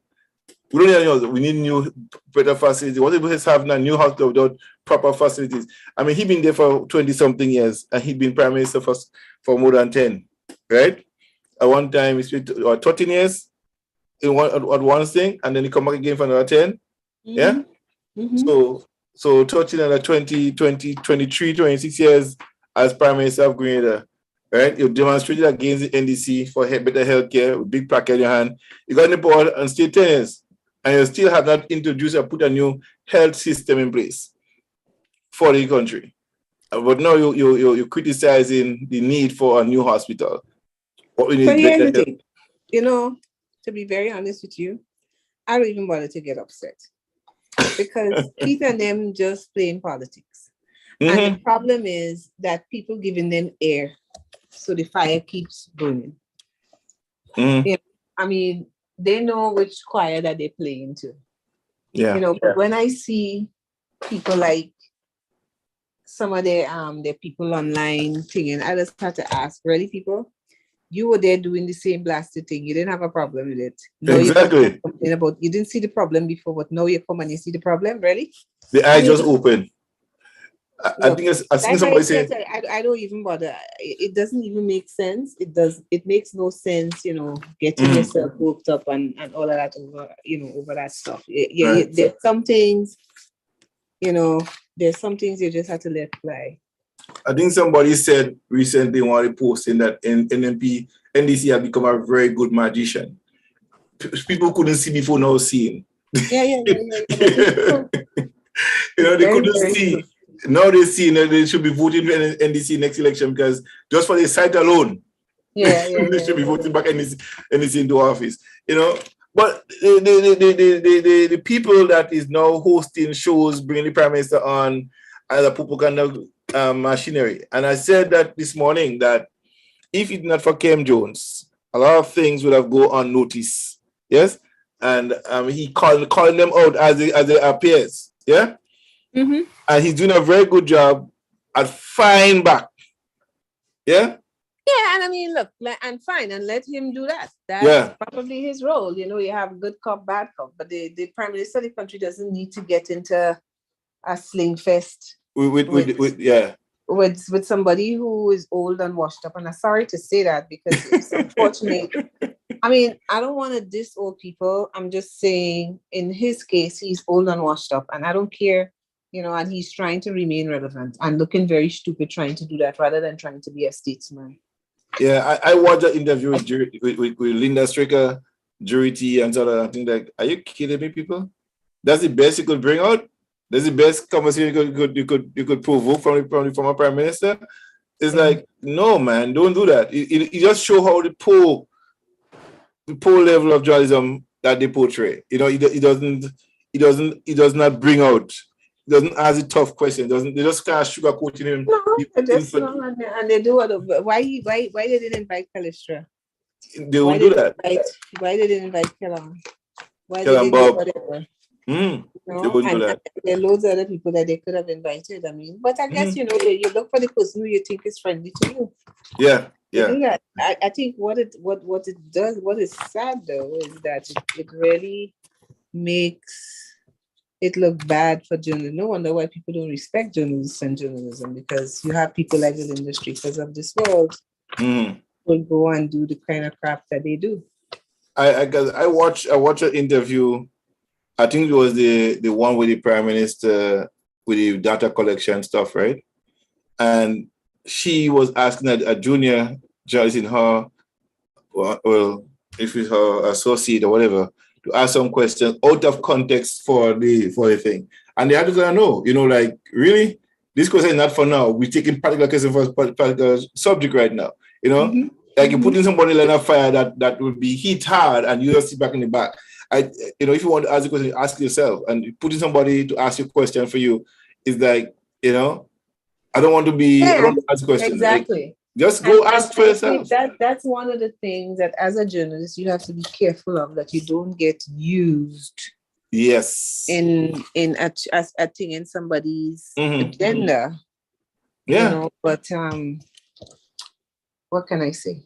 That's how she deplayed it, and I thought it was very sad to have to use that person to you know. I will tell you one thing. You know, my grandmother and them always used to tell us as kids, that our mouths are not on the ground. Yeah. I am very thankful that I've never had to say thanks to any politician for anything. And they raised me to be very self-sufficient. They told me, so, and I like being self-sufficient. So there's always tell people, I try to do most things for myself and I don't want to ask people. So at the end of the day, I could always tell you where to go with yourself. And that is being very diplomatic, because when you're here, you have to be dependent on people. They can do you whatever they want to do, you know? Yeah. So I have to say, I'm very thankful that I haven't had to be dependent. I am very thankful that we're not a rich family, but certainly my cousins and so have been very self-reliant. You know, it didn't matter if they had to stick to grain of corn in the sand and go and sell that corn, they're going to do it, but they didn't have to beg nobody for nothing. Always proud of yourself, of your achievement, and do what you think what you have to do to for you. So at the end of the day, I could look at all of them damn politicians and tell them where to go, because you know what? Ain't one of them bring crap for me. A lot of us could say the same thing, you know, Margaret. We just have to be some people diplomatic about it, some people just plain out, I don't need it. You know what I mean?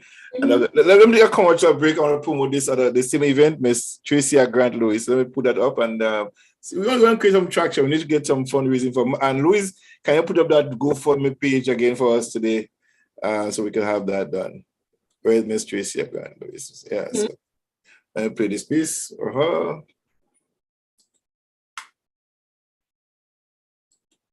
Hailing from the beautiful Tri-Island state, Grenada, Carriacou, and Petite Martinique, a place where fascinating beauty, tranquility, and peace reign. I am Tricia Hazel Grant Lewis, a delegate at the 2023 Miss International Elegant Mothers Pageant under the theme A Mother's Prayer. This pageant is unique in that it offers an opportunity to celebrate both the beauty and strength of women and showcase our beautiful paradise. Offering some of the most spectacular scenery in the world, Grenada is a fascinating, magical, mesmerizing, and exceptional work of art designed by Mother Nature herself. Grenada is also endowed with beautiful and strong women. Throughout its history, Grenadian women have ranked high in physical attributes. They have also scored high on the excellence scale. Therefore, it should come as no surprise that many of our sons and daughters excel in their academic and career pursuits. It is an honor for me to recognize the contributions our women and mothers have made. Antoinette Peters created a positive home environment and instilled discipline in her son, Anderson Peters, propelling him to become the world javelin champion. We are home of the Olympians. Velma Alexander Lewis gave her son, Elman Lewis, aka Mexi the Messenger, a model and foundation for life.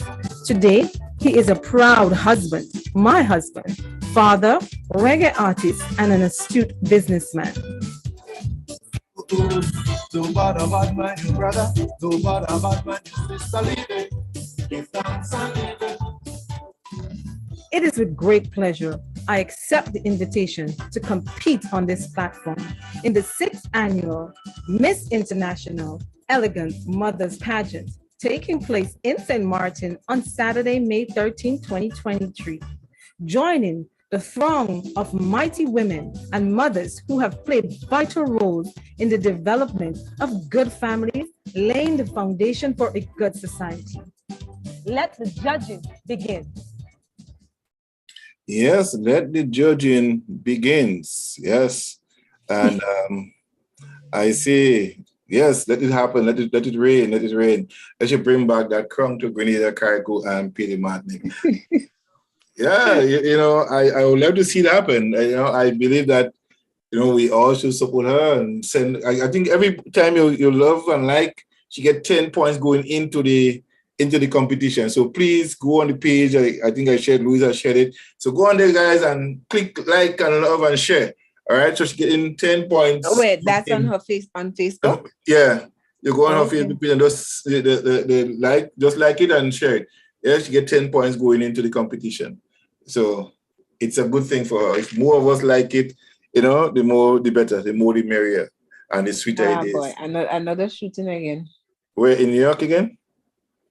Yeah, in Texas. In Texas, that's because that's the total in Texas for the month. Yeah, at a mall this time. What, 8 people are dead? Wow, it just happening? Yeah, apparently the story. When I was talking to you, I saw it popped on my phone. Wow. Yeah. I don't know about this gun thing. You know, I think, Margaret, do you think, I don't know, what to make of this whole gun culture in the United States, you know? I mean,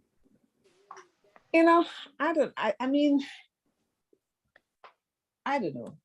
Everybody, I don't know. I kind of like have a different take. I think for me, I look at just beyond guns and stuff and whatever.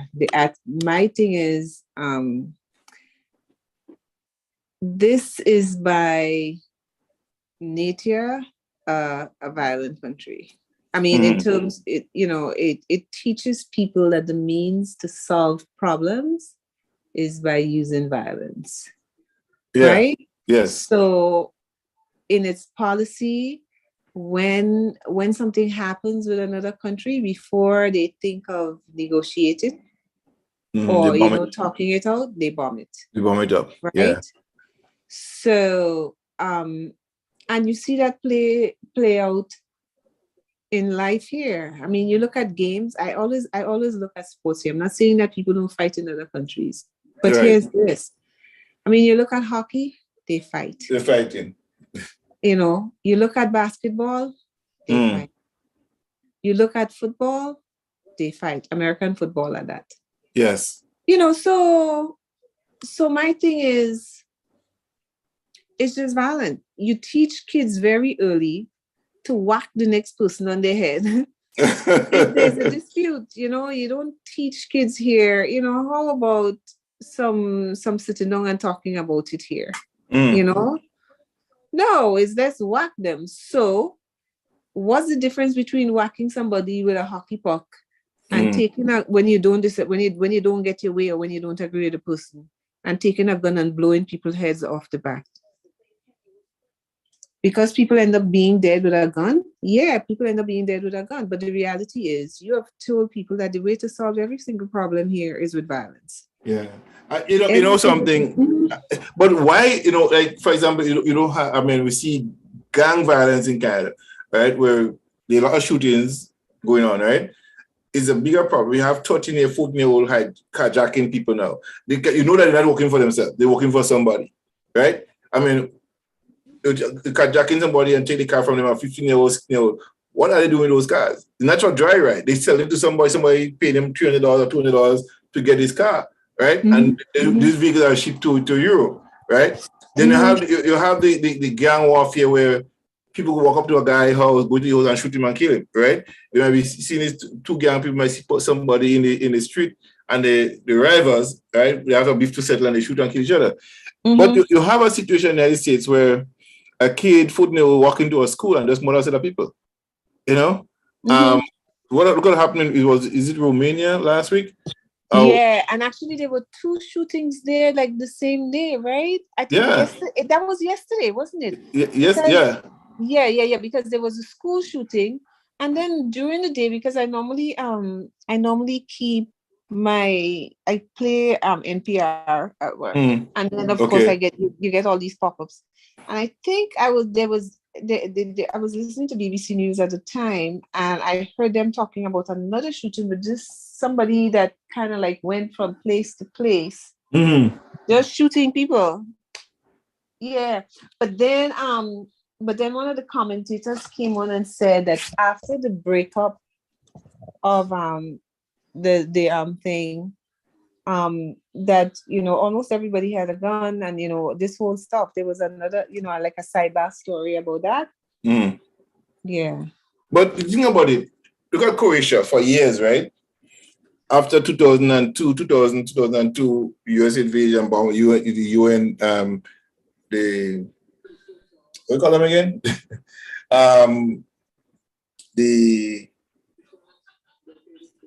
my goodness, I'm losing my thought here. The Western Military Alliance, yeah, NATO, right? Went into Bosnia, bombed the whole place and all kinds of that. There was guns all over the place. They never had people come down and do mass shootings in schools and stuff like that. Okay? All of a sudden, you have that happening now. And one reference was made, that never happened. We expect those things to happen in America, not in this country. That was one of the comments that one of the parents made. I'm thinking, people look at America as this violent place not to be in, you know? Correct, yeah. And, you know, I heard someone, a young lady making an African lady saying, don't come to America, don't come to England, don't come to Canada. As Black people, stay where you are. Because this is what happening here. You know, they sugarcoat to make it look good for you. But we here already and we stay here, but it's not good. You know? And the thing about is any one of us could be faced with any level of violence any day. Yeah, that's true. You know, we're not immune to have a visitation of violence on us based on the color of our skin. Any one of us who walk on the street anyway. I want to have Black people saying, well, not me, that won't happen to me. I remember in 1991, right? I was living with my cousin. And there was this rampage of Black people getting killed by police and stuff in Canada, right? And plus the black and black shooting. And she said, I'm not going to those funerals. I was supposed to speak to them, all this and the other. Guess what happened to her? Her nice, innocent son, yeah, got terrorized and harassed by the police. Then she wanted the Black community now to align with her to demonstrate to fight back against the police. But there's this very same woman who said, nah, I ain't doing this thing. I ain't doing that. The children are in the wrong place, doing the wrong things and stuff like that. And her son was just an infant still, you know? Wow. But he come of age and become a victim of the system. Yeah. You understand? So I'm saying to people, it doesn't have to be your son or your daughter. Don't wait until it become your son or your daughter to join the struggle and to speak up against injustice. Exactly. You know? Let us speak up against it everywhere he raises his dirty head. Because you're not immune to it. It's going to happen to you or your children somewhere along the line. But if we stand by and do nothing, yes, we could all be victim of it. And we have to be prepared for it. It's going to happen. So to say that you don't want to be part of it, you know, and not get involved in that, your niece might get shot, your nephew might get shot. Then what are you going to say? You know? Yep, exactly. I saw a woman in George Floyd time there. She pulled her son over and don't join this and stuff and that. I don't know what she was thinking. Probably to separate herself from them, to be. But then her son is still Black. He's not going to change, you know. And somewhere along the line, you're going to face it. And I wish it upon him, but the discrimination is going to happen. And perhaps yes, perhaps no. But maybe he's her grandson, our granddaughter, right? Could be shot by a police because he said to say, no, I'm not doing this, and anything will happen. So I don't know why we sometimes try to justify Black violence and Black on Black violence when it comes to police brutality and say, oh, you all kill people anyways around ourselves. Well, I show the prison are fully Black people only. That's true. You know what I mean? The prison are fully Black people only. There's a lot of different nationalities in the prison. The problem is our own are highlighted more and given more attention. Correct. You know, and you make such a very important point there. Blacks may not commit crimes in the same quantity, but their crimes are reported more. Yeah, very much so. It's highlighted more. So the reality is, if you're seeing this stuff all the time, you know, the quintessential lie often repeated becomes the truth. Kind of like, you know, you could just switch out the word lie and just say, if you keep pushing one person as doing one thing, it becomes the truth. So everybody begin to see Black people as being the people who do this. Yeah. When you have every single negative story you find, if you have any, it doesn't matter. If you have to do a story on homelessness, the faces that we see are Black people. Well, white people are homeless too. People are homeless too. Exactly. You know, if you have to do a story on welfare, the pictures that we see is of Black people. The reality is that in this country, Black people don't make up the majority of people on welfare. Black people make up the majority of people that are the working poor. So they are working, but what they're making is too little for them to survive on. Exactly. So they make up the bulk of the working poor, not the bulk of the people on welfare. Look, you know, I watched recently. There is a strike. There was a strike in Canada by the CRA, right, and other public workers, and most of the people they interviewing are people of minority, right? They come to the phone, black person, brown people. They come in Mexicans, right? Hispanic. They are the ones that the media point looking out to bring in the front. And the forefront. I draw the attention to a friend of mine one day. I said, look at what they're doing. You know, they do. Out of every person, one white person will come up and talk, right? Which is the president of the union. But the other people that go on the floor, the thing is either a black woman, a black man, or a Hispanic person, right? Of Indian descent. So we always look as the chef, the cook, and the bottle washer. Yes. Yeah.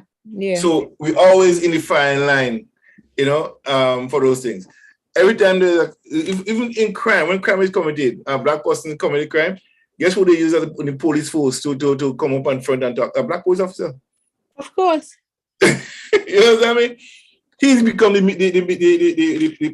PR person now for that. Yeah, look, there are black professionals in every field and competent and intelligent black professionals in every single field. Yet, when you see a story on TV concerning things in science and stuff, who are the experts that they bring in? The experts are almost 99.99999% white. White, and they are not the one who excel in those subject areas. But when you want to bring a crime story, you could always find a black face.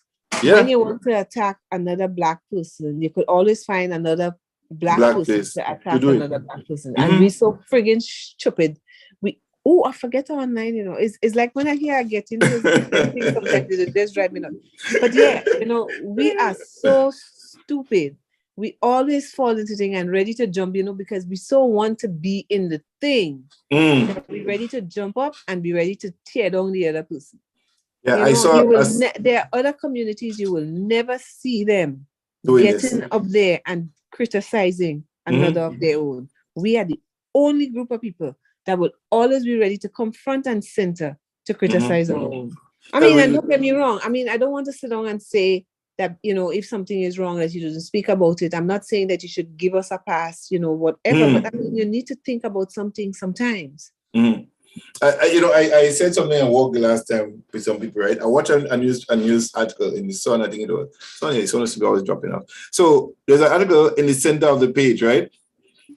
Small, with a black man did something good, right? They put him there, small, right? His goodness was small. The crime that was committed by a white person was big, and the headline run right over his name. So what if it was the black person? Until you read the story, you will never know he's a positive and the next one is a negative. Correct. You understand? And that was purposely done by the media. Of course. You understand? And guys said, John, how you see that? I said, it's right in plain sight for me to see. I'm in the media. I see things like that. You know?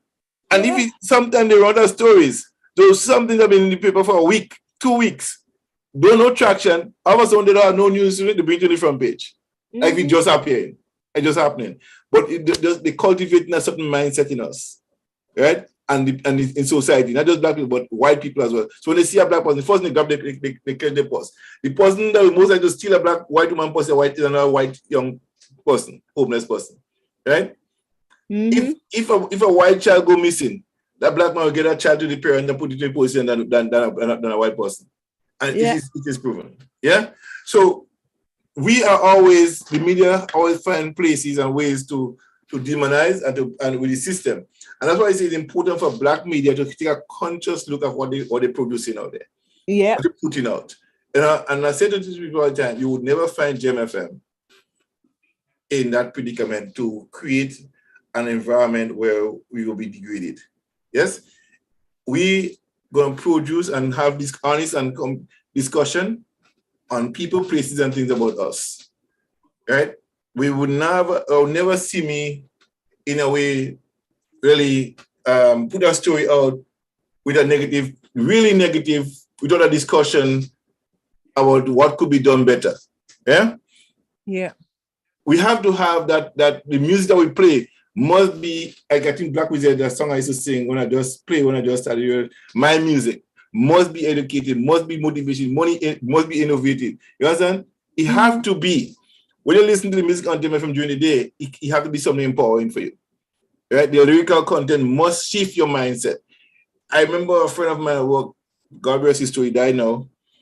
I went to follow the opening scan, he just playing this garbage music. I'm talking about skin up to body, do that kind of stuff and things like that. And that's why he's singing to in his car. I said, that you listen to all the driving to and from work. Say, yeah, good music. I said, that's good music, but not good lyrics. That's what I mean. So I said, change your music, you'll change your mind. You know? And, you know, over time, because the conversation that people have is based on the intake. So the more you read, the more you listen to positive stuff, you're becoming better than you was. Your mindset is shifting because you're hearing something positive every day. I remember a couple years ago, Jason was in high school, and someone was supposed to show up to speak, and the person didn't show up. So they asked her, "Hey, you done already? So can you just fill in for us and just talk?" She called me. If she could do that, I say, "Are they paying you?" She say, "Yes." I said, "How much?" She said, $500. I said, "For how long?" She said, "About 40." I said, "Oh, go ahead." You know what I mean? So the thing about it is, she said she don't know what to say. I said, "Let's go just start talking about anything." And she called me. She said, "Dad, I talk about Les Brown a lot." I said, "Why?" She said, "When I drive in the car, all you're playing is positive stuff, and all this stuff just start coming out of my mouth. Boom, boom, boom." Because when you think they're listening to it, they're listening to it, right? Because that's what they hear in the car going and coming. So they have no choice to sit down and listen. That's why I said, when you put your train in your car, put something positive in for them to listen to. It's 2 hours drive, 1 hour drive, that's what they're getting. Back and forth. You mix up with some music here, but what they're getting is education on wheels. Yes? Exactly. Yeah. So you put it in the car and play it for them. They have I used to just play the Bible in the car all morning, so I'm not driving Genesis school, but I put the Bible on, right? I had the CD, I put the Bible on, and I play. So in essence, when you cultivate a mindset that will adapt something for you, not brainwashing is educating. I say home educate you, the system kind of indoctrinates you. Yeah? So you gotta be careful of indoctrination. You can't let indoctrination override your education that you get from your home. I think we have to start educating our children from inside out. And not the other way around. Because the society don't have your best interest at heart. The government, they want to cultivate a mindset in you that what they want you to do and think for them. Yeah? And that's how it works. Yeah, so here we have Louise, Upper Room, Doris, and Yulin Alexander. Good night to you folks on the live here and those who are listening around the world. Pleasant good night to you as well. And Margaret is always here to me. She always tonight, but didn't show up. I guess he's having a mango fest still. Yep. I gotta get ready to jump off. Yes. Well, Margaret, the time is 11:19.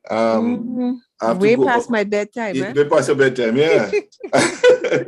I have to go out the street. There's something somebody invited me to right across in the kitchen next door. Ola's kitchen, they're having a get together. Good. Nice. So I'm gonna drop by.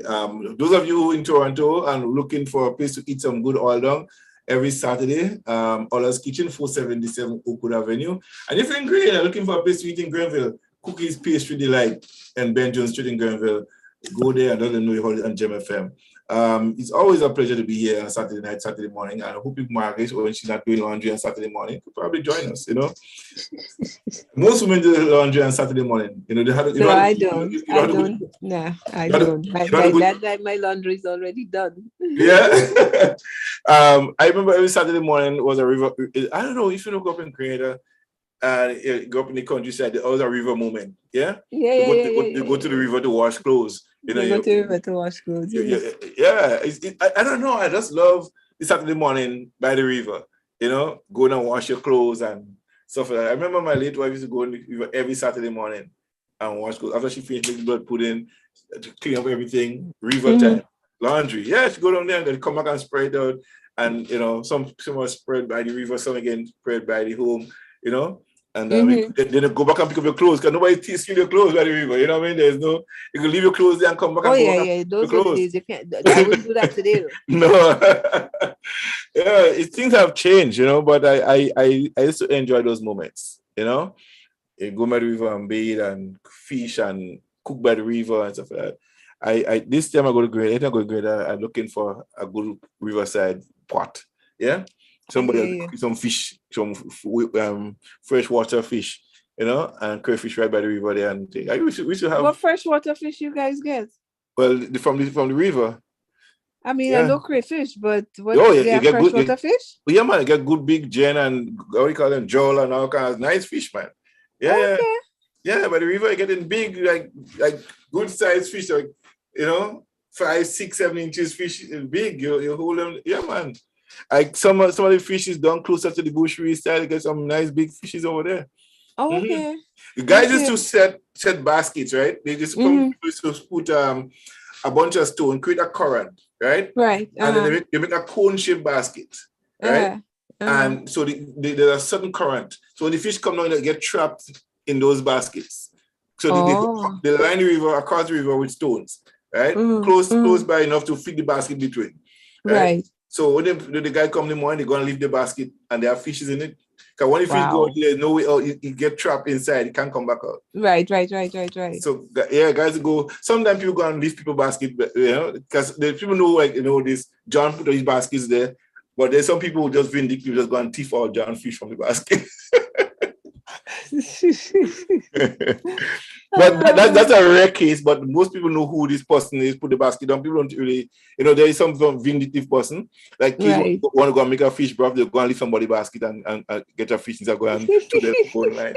But it's a bit, I mean, funny that, you know. Yeah, you want to go and make a fish broth, you don't go and through no line and go and thing, you know, just go and get a fish, you know. We still love that. We still love the going by the river on Saturday morning, Saturday afternoon and cook and make a fish broth right at the river. You know, good thing. You know, other things you do with somebody used to take the mother or grandmother fall and my mom, for example, one day I remember she called it. Yeah, fish going missing and all they gonna cook party. That chicken. Hey, you know when that used to happen a lot. So like in the old days, right? When they used to have when Juve used to occur at regular hours, and you used to have the mash gras. Now remember, you used to also have green peas. Right. So Carnival Sunday night, a lot of people used to cook a pot. Either they do pela or they do pea soup, right? And stuff. And a lot of people found used to go missing. Yeah, man. Oh yeah, a lot of people used to do that, you know. So I you know, there's a lot of fun in these things, right?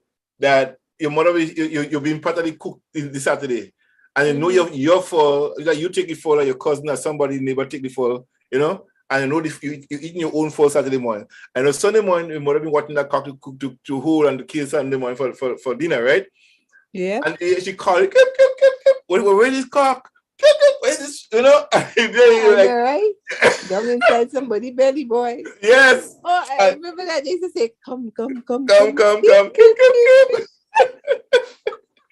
That used to be fun, you know, and then you had to grade this chip up this coconut and then you Hey, but and you know that you eat the fall already. And then you still have to grade that coconut for your mother to call this fall to come out and you know the fall already been eaten the day before. Oh my God. I know those stuff was good days, man. I so enjoy those times. River time was a good time, you know. And I think there was this thing where women used to bathe naked and nobody worried about that. You know what I mean? Nobody worried about it. Nobody worried about it. That's the point. You know, and this is something I tell people. We went to the river to wash, and that was the thing. You go to the river and you wash, and when you finish wash and stuff, you strip yourself naked. Men as well as women. Nobody paid any attention. Nobody said anything. Nobody. You do that today, everybody going on. Oh, Yeah. I even when I came here, I see people breastfeeding and they covering up like crazy. Back home, we put the breast and feed the baby anyway. Let me. I could go one better. So a friend of mine up here from Grenada too, right? She goes home one year and she went into her cousin's office, and her cousin is a pediatrician, right? So she comes back up and she called, oh, I'm going to have to tell her that when these women come in here, that they need to cover their breasts. That's when I lost it. I went off. I was like, what are you talking about? I grew up with women whipping that damn breast out and just sticking it in that child's mouth. Yes. I mean, you know much times you're passing by the market and then people said, and they had a baby in one hand. Exactly. And the child start to cry and they just whip out that breast, they wipe the nipple and they stick it in the child's mouth and they run back selling as nobody's business. Exactly. Nobody gives a damn, because that's exactly what the breast was for. Yes. To feed the child. No man get arose by a feeding mother. I don't know who this thing come from. I don't understand that. Nobody had a problem. They just, and I mean, I'm literally saying whip it out, because some, the breast is, they're just whipping that a whop. And just feed the baby. When I see people covering up and if you just see one feeding, I was in Duffin Mall a couple years ago, and I wanted to take her she breast and I'm really watching like, is she crazy? You know what I mean? Yeah. I'm thinking like, what's wrong with you? It's a big deal here about that. I mean, I'm like, really, people get a life. Yeah. There's more thing to worry about than a woman feeding her baby. Yeah, I mean, that's exactly what the breast was for. Yeah. Jeez. Like our indecent exposure and all kind of nonsense. Indecent exposure, my foot. You know, you should see people really feed their baby. Look, you know, I watched something the last time, Margaret, and they was making reference to African women wearing certain garments and they should to cover up. And some of the same people go to Africa in some of the remote places and the woman don't have no bra. Mm-hmm. They're just dancing naked like that. That's their live. That's how they live. But But the reality is that you came here without clothes. Exactly. And if you subscribe to Christianity, prior to the fall, nobody wore clothes. Nobody wear clothes. No. They only became, according to that story, conscious after the fact after the fall. Yeah. After the fall. And then they went and they got what? Fig leaves? Clothes? To make clothes. To cover up. Thank you very much. You know, so I am not, you know, and I think somebody, Margaret, probably next week talk about that. The question of DNA becoming more prevalent now, and I know we talk about it once here on the show. I have seen more and more of this DNA thing coming up, and there's a call to have DNA testing be done at birth, right? Because the fact that some men are not given the right, the father, right? They get the wrong fatherhood to be the daddy. So that's problematic. That may be true in some cases, but that's problematic. You know, DNA, like everything else, is not 100%. So then, but there is this situation. I think I'll probably share it with you too, where this lady was talking on a YouTube channel that some of the men and some of the people working in that department have seen 40% of all the DNA tests is wrong father, right? And some of the people handle it. And again, you know, I'm going to ask, how many of these men make up that population? How did you pick them? Yeah. What would, you know, so there are just so many questions that, you know, I don't know. I mean, the bigger question though, how would that fix the problem though? Of men not having to be the father of the child and being fathering a child for 20 years, 30 years. I don't know. I don't know. I mean, I haven't heard those calls. I don't know that to be an issue here. And I mean, I don't know it to be an issue anywhere else. I mean, I don't know. I don't know what there is in Canada. But I could also say that I see this as another means to just shame women and to absolve men of their responsibilities.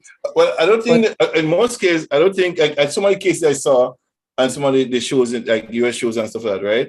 Where some of the men believe the child is theirs, right? And they want to be there to support you, and then the child is not there. Devastated, right? But again, you know, John, again, as I said, you know, that's a relatively small population. I mean, you can't always go by the sensationalism that you see on these shows and stuff. I mean, a lot of that is also designed to do stuff. And, you know, people, you know, the thing is, because because somebody shouts something from the rooftop doesn't necessarily mean that it's so. Mm. You know, I do not think, I don't think that is a big problem at all. So, I don't know. I don't think that's a problem. Well, a lot of people are very concerned and raising it more and more, becoming a factor. When it comes to that, and I think, like I said, it's sometimes we come out to be shaming women, and sometimes women want to hold men accountable for being the father. Some people walk away from the children, and stuff like that. I have a real problem. Sometimes when I look back and I see, I was talking to a friend of mine, the joy of having to be with your children, see them laughing and making fun with you and off you, by you, at your own expense. Sometimes your children too, like my little 6-year-old making jokes with me sometimes.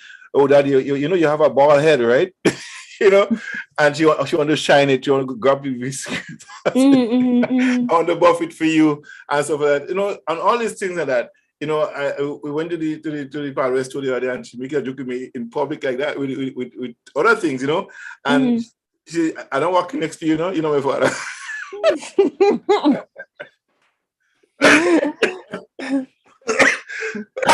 And I'm laughing because 6-year-old making jokes at me. You know what I mean? I'm thinking, how could I want to miss that moment in time? As a father, why would I want to miss not being there for my daughters, my son? It's such a joy to raise a child, to see the child grow, and and they come, like, the kind of thing Abby tells me now. As a child growing, I couldn't tell them all of those things. Right. You can't, and they make the joke with you like they are adults making this kind of jokes with you, and said, and Abby, daddy, this is not right, okay, daddy? You cannot do this. And she will tell me that, this is not right. And I'm thinking, you can't tell me more than that at that age. But it shows how much, and I think with us here, we don't have no kids growing up around, right? In the house, it's adult talking, and and that helps a lot with the cognitive development of a child, right? When they have more adults around, more conversation that they will hear, and so that I remember when we talked with someone planning on selling the house or buying a new house and stuff like that. I gave a guy a ride, and she said, I pick up Abby, and Abby could tell him, good night. And I was going down, and he said, that's really, I said, yeah. Abby said, we sell the house, do you want to buy it?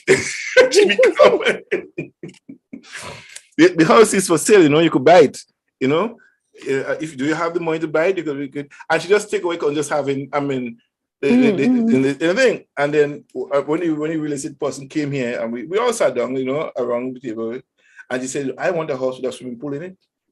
I know what mommy likes. I want a house with a swimming pool. And that's, she was there in that conversation, because I don't do things in, those things are not too you hide from children, right? So we kind of get them involved in it and say what they want. And when we go looking for us, she said, I know mommy may like a swimming pool, daddy, but we like a swimming pool, right?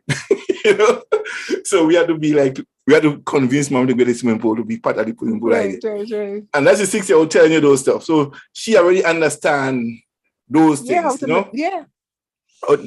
She take some business card. She said, daddy, tonight she asked me, when are we going to become famous? I said, depend on you. She said, me? I said, yeah. She said, so that was tonight. But during the week, he took a business card. I said, I'm going to give my teacher a Gem FM business card so she could listen to Gem FM and she'll tell her friends about it. So she's already promoting Gem FM, 6 years old. Yeah. And that tells a lot about how much they involve in what you're doing already. And they want to see it happen. I just love the fact that she's just taking responsibility right now to promote Gem FM and tell me she wants to do her own thing when she's ready. So I think by that virtue, I think we have to educate our children, help them to develop real quick. But we have to be careful that they don't step out the line and do things that is not right. So I think the pressure is not a pressure, but it's just engaging them at an early age. Yeah. I watch a Chinese kid, they were 2 years old, the kind of conversation they're having and things, and I think like, wow, we need that. I mean, there's also that in the Black community too. I think sometimes they get shut down really quick, and they call it disrespect and all kinds of stuff, get involved in adult conversation. Yeah, we are our own worst enemies. Well, I think the more you get your children involved at a younger age, it's better for you. For sure. It's better for you. Much better. Yep. Yeah. So time is 11:35. Margaret, yeah. time for us to get run. to. Yes, man. Thank you again for being here, and we had to make sure there will be a mango for you and find you and give you some mangoes. Yeah. Just all the mango. That's ridiculous, Delbert. Yes. All right. I'll call you right after this show. I want to talk to you about something. Yeah. All right. Okay. All right. So all right.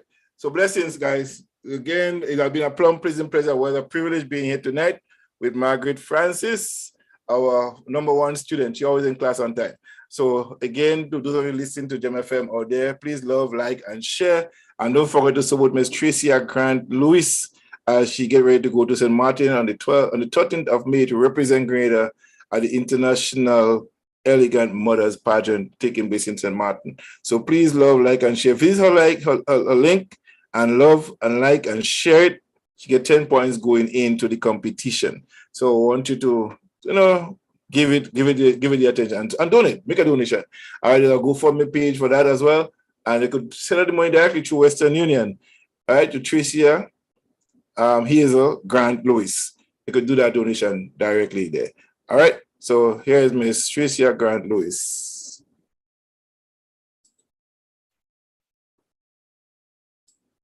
Hailing from the beautiful Tri-Island states, Grenada, Carriacou, and Petite Martinique, a place where fascinating beauty, tranquility, and peace reign. I am Tricia Hazel Grant Lewis, a delegate at the 2023 Miss International Elegant Mothers Pageant under the theme A Mother's Prayer. This pageant is unique in that it offers an opportunity to celebrate both the beauty and strength of women and showcase our beautiful paradise. Offering some of the most spectacular scenery in the world, Grenada is a fascinating, magical, mesmerizing, and exceptional work of art designed by Mother Nature herself. Grenada is also endowed with beautiful and strong women. Throughout its history, Grenadian women have ranked high in physical attributes. They have also scored high on the excellence scale.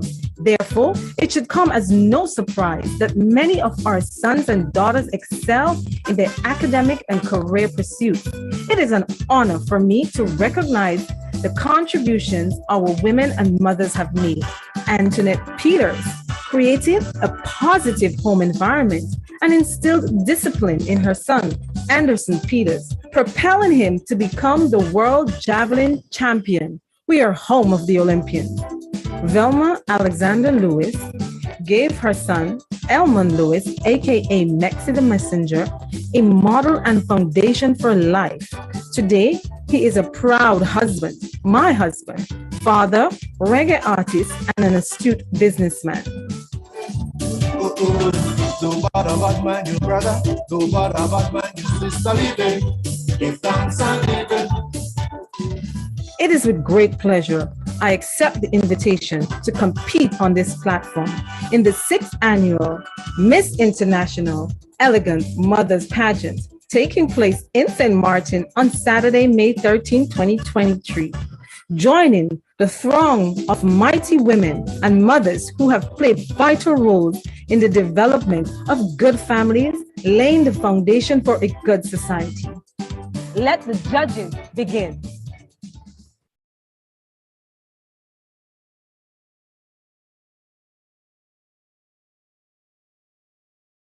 Father, we just give you thanks and praise for all the years, months, weeks, and days you have guided us. You showed us your mercy, your love. We give you praise. Father, we give you thanks for rising up this morning, for health and strength and life so we could go on. I know the road is rough and the journey is long, but we got to take our time just to jump this one. So if you're living life and you love this life, then just give thanks for your life, cause everything's alright. Let clap by your side as you chill and ride, and everything's alright. So let we have a good time, celebrating life, living. Give thanks and live it. Don't bother about my new brother. Don't bother about my new sister. Live it. Give thanks and live it. Father, we give it thanks for all that you have done. The good times, bad times, times that we had fun. So many mistakes we've made, but we have learned. Now it's our time to give you praises in this song.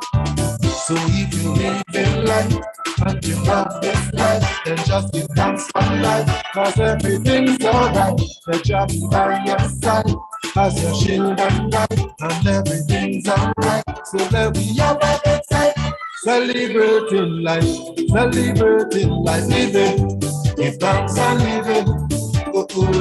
Don't bother about my new brother, don't bother about my new sister. Living. Give thanks and living. Father, we give you thanks for every lesson we learned. Sometimes it was rough, but it made us strong.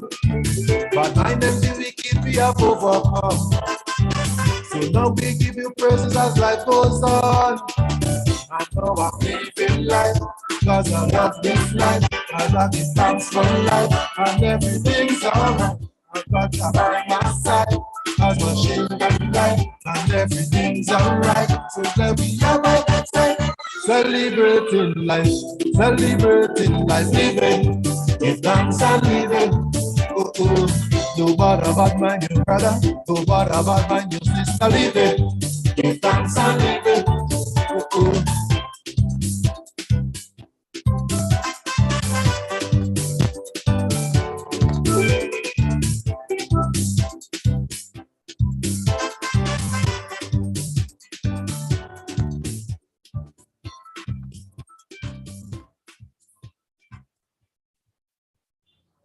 Celebrating life.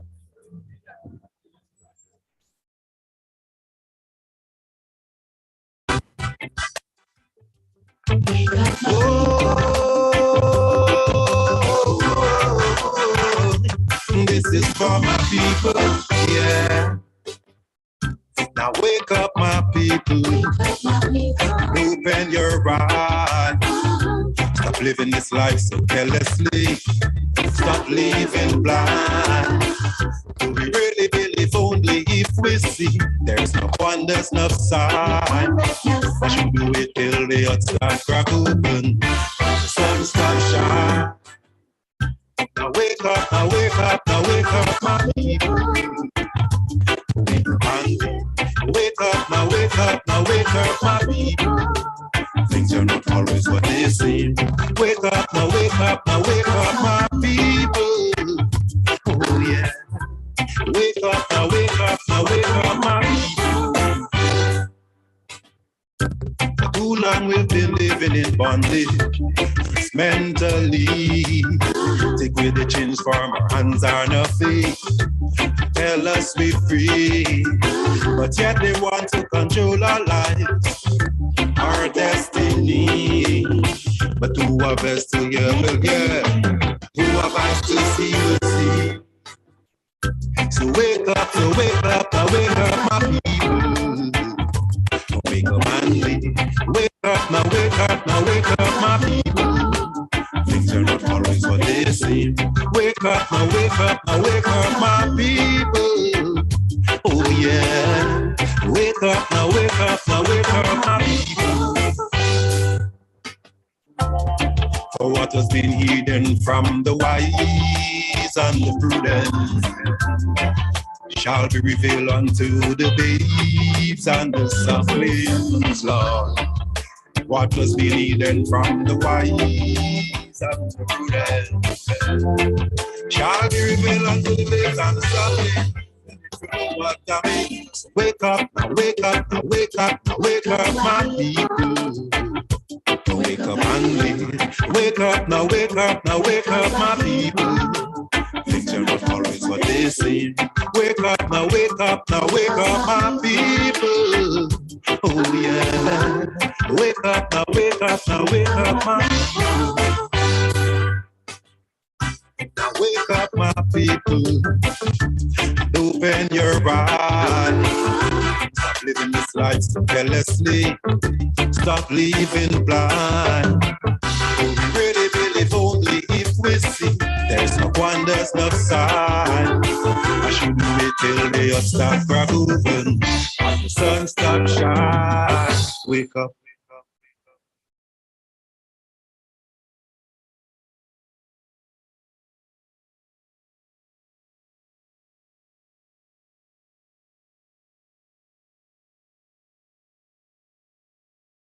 Yes, wake up, my people. Wake up, wake up, wake up, my people. This was Mexi the Messenger, the husband of Tracia Hazel Grant Lewis on Gem FM. Well, folks, it has been a plum pleasant pleasure. What a privilege being here with you again. This is where I come to the end. Please stay tuned and listen. Coming at 12 o'clock is the gospel hour until tomorrow morning at 10 o'clock. Whereby you get some more gospel music through the day, and at 5 o'clock tomorrow afternoon, the Open Bible Church from Trinidad and Tobago will be here doing their thing as usual every Sunday evening. And Monday night, 8 p.m., the Men of Vision Evangelize from Trinidad and Tobago will be on from 8 p.m. until 10 o'clock.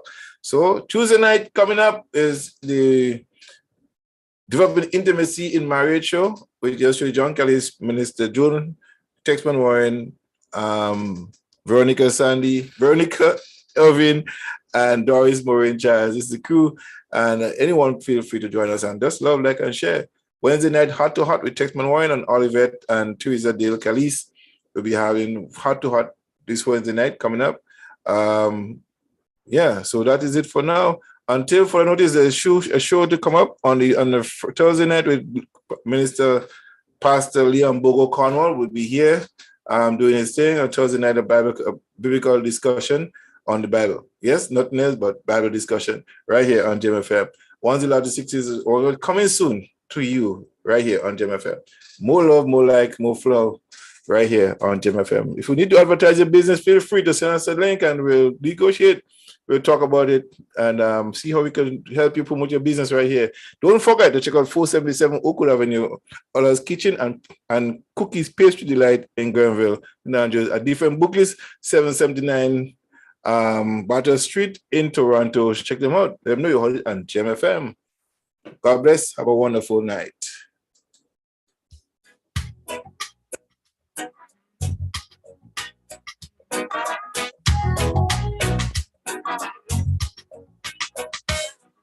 So they want I to change my identity. Musically. So they want I to change my identity. Musically. Some music race, commercial race, political race. Some music race, commercial race, political race. So they want I to change my identity. Musically. So they want I to change my identity. Musically. My identity. Your work must be done. Your work must be done. Your work must be done. Your work must be done. Work in the east, work in the west, work in the north, work in the south, work over there. We work over here, work everywhere. Work over there, we work over here, work everywhere. So they want to change my identity. Musically. So they want to change my identity. Musically. Identity. Who will stand up for the people? Who musically, musically, musically. Who will stand up for the people? Musically, musically,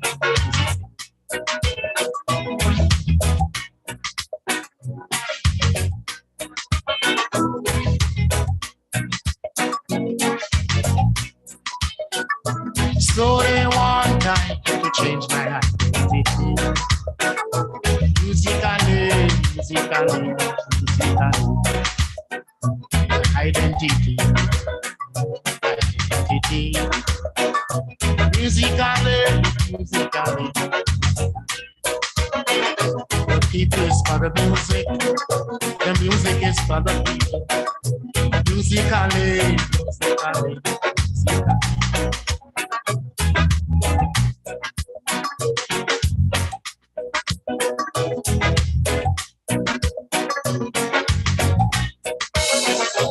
So they want to change my identity. Musically,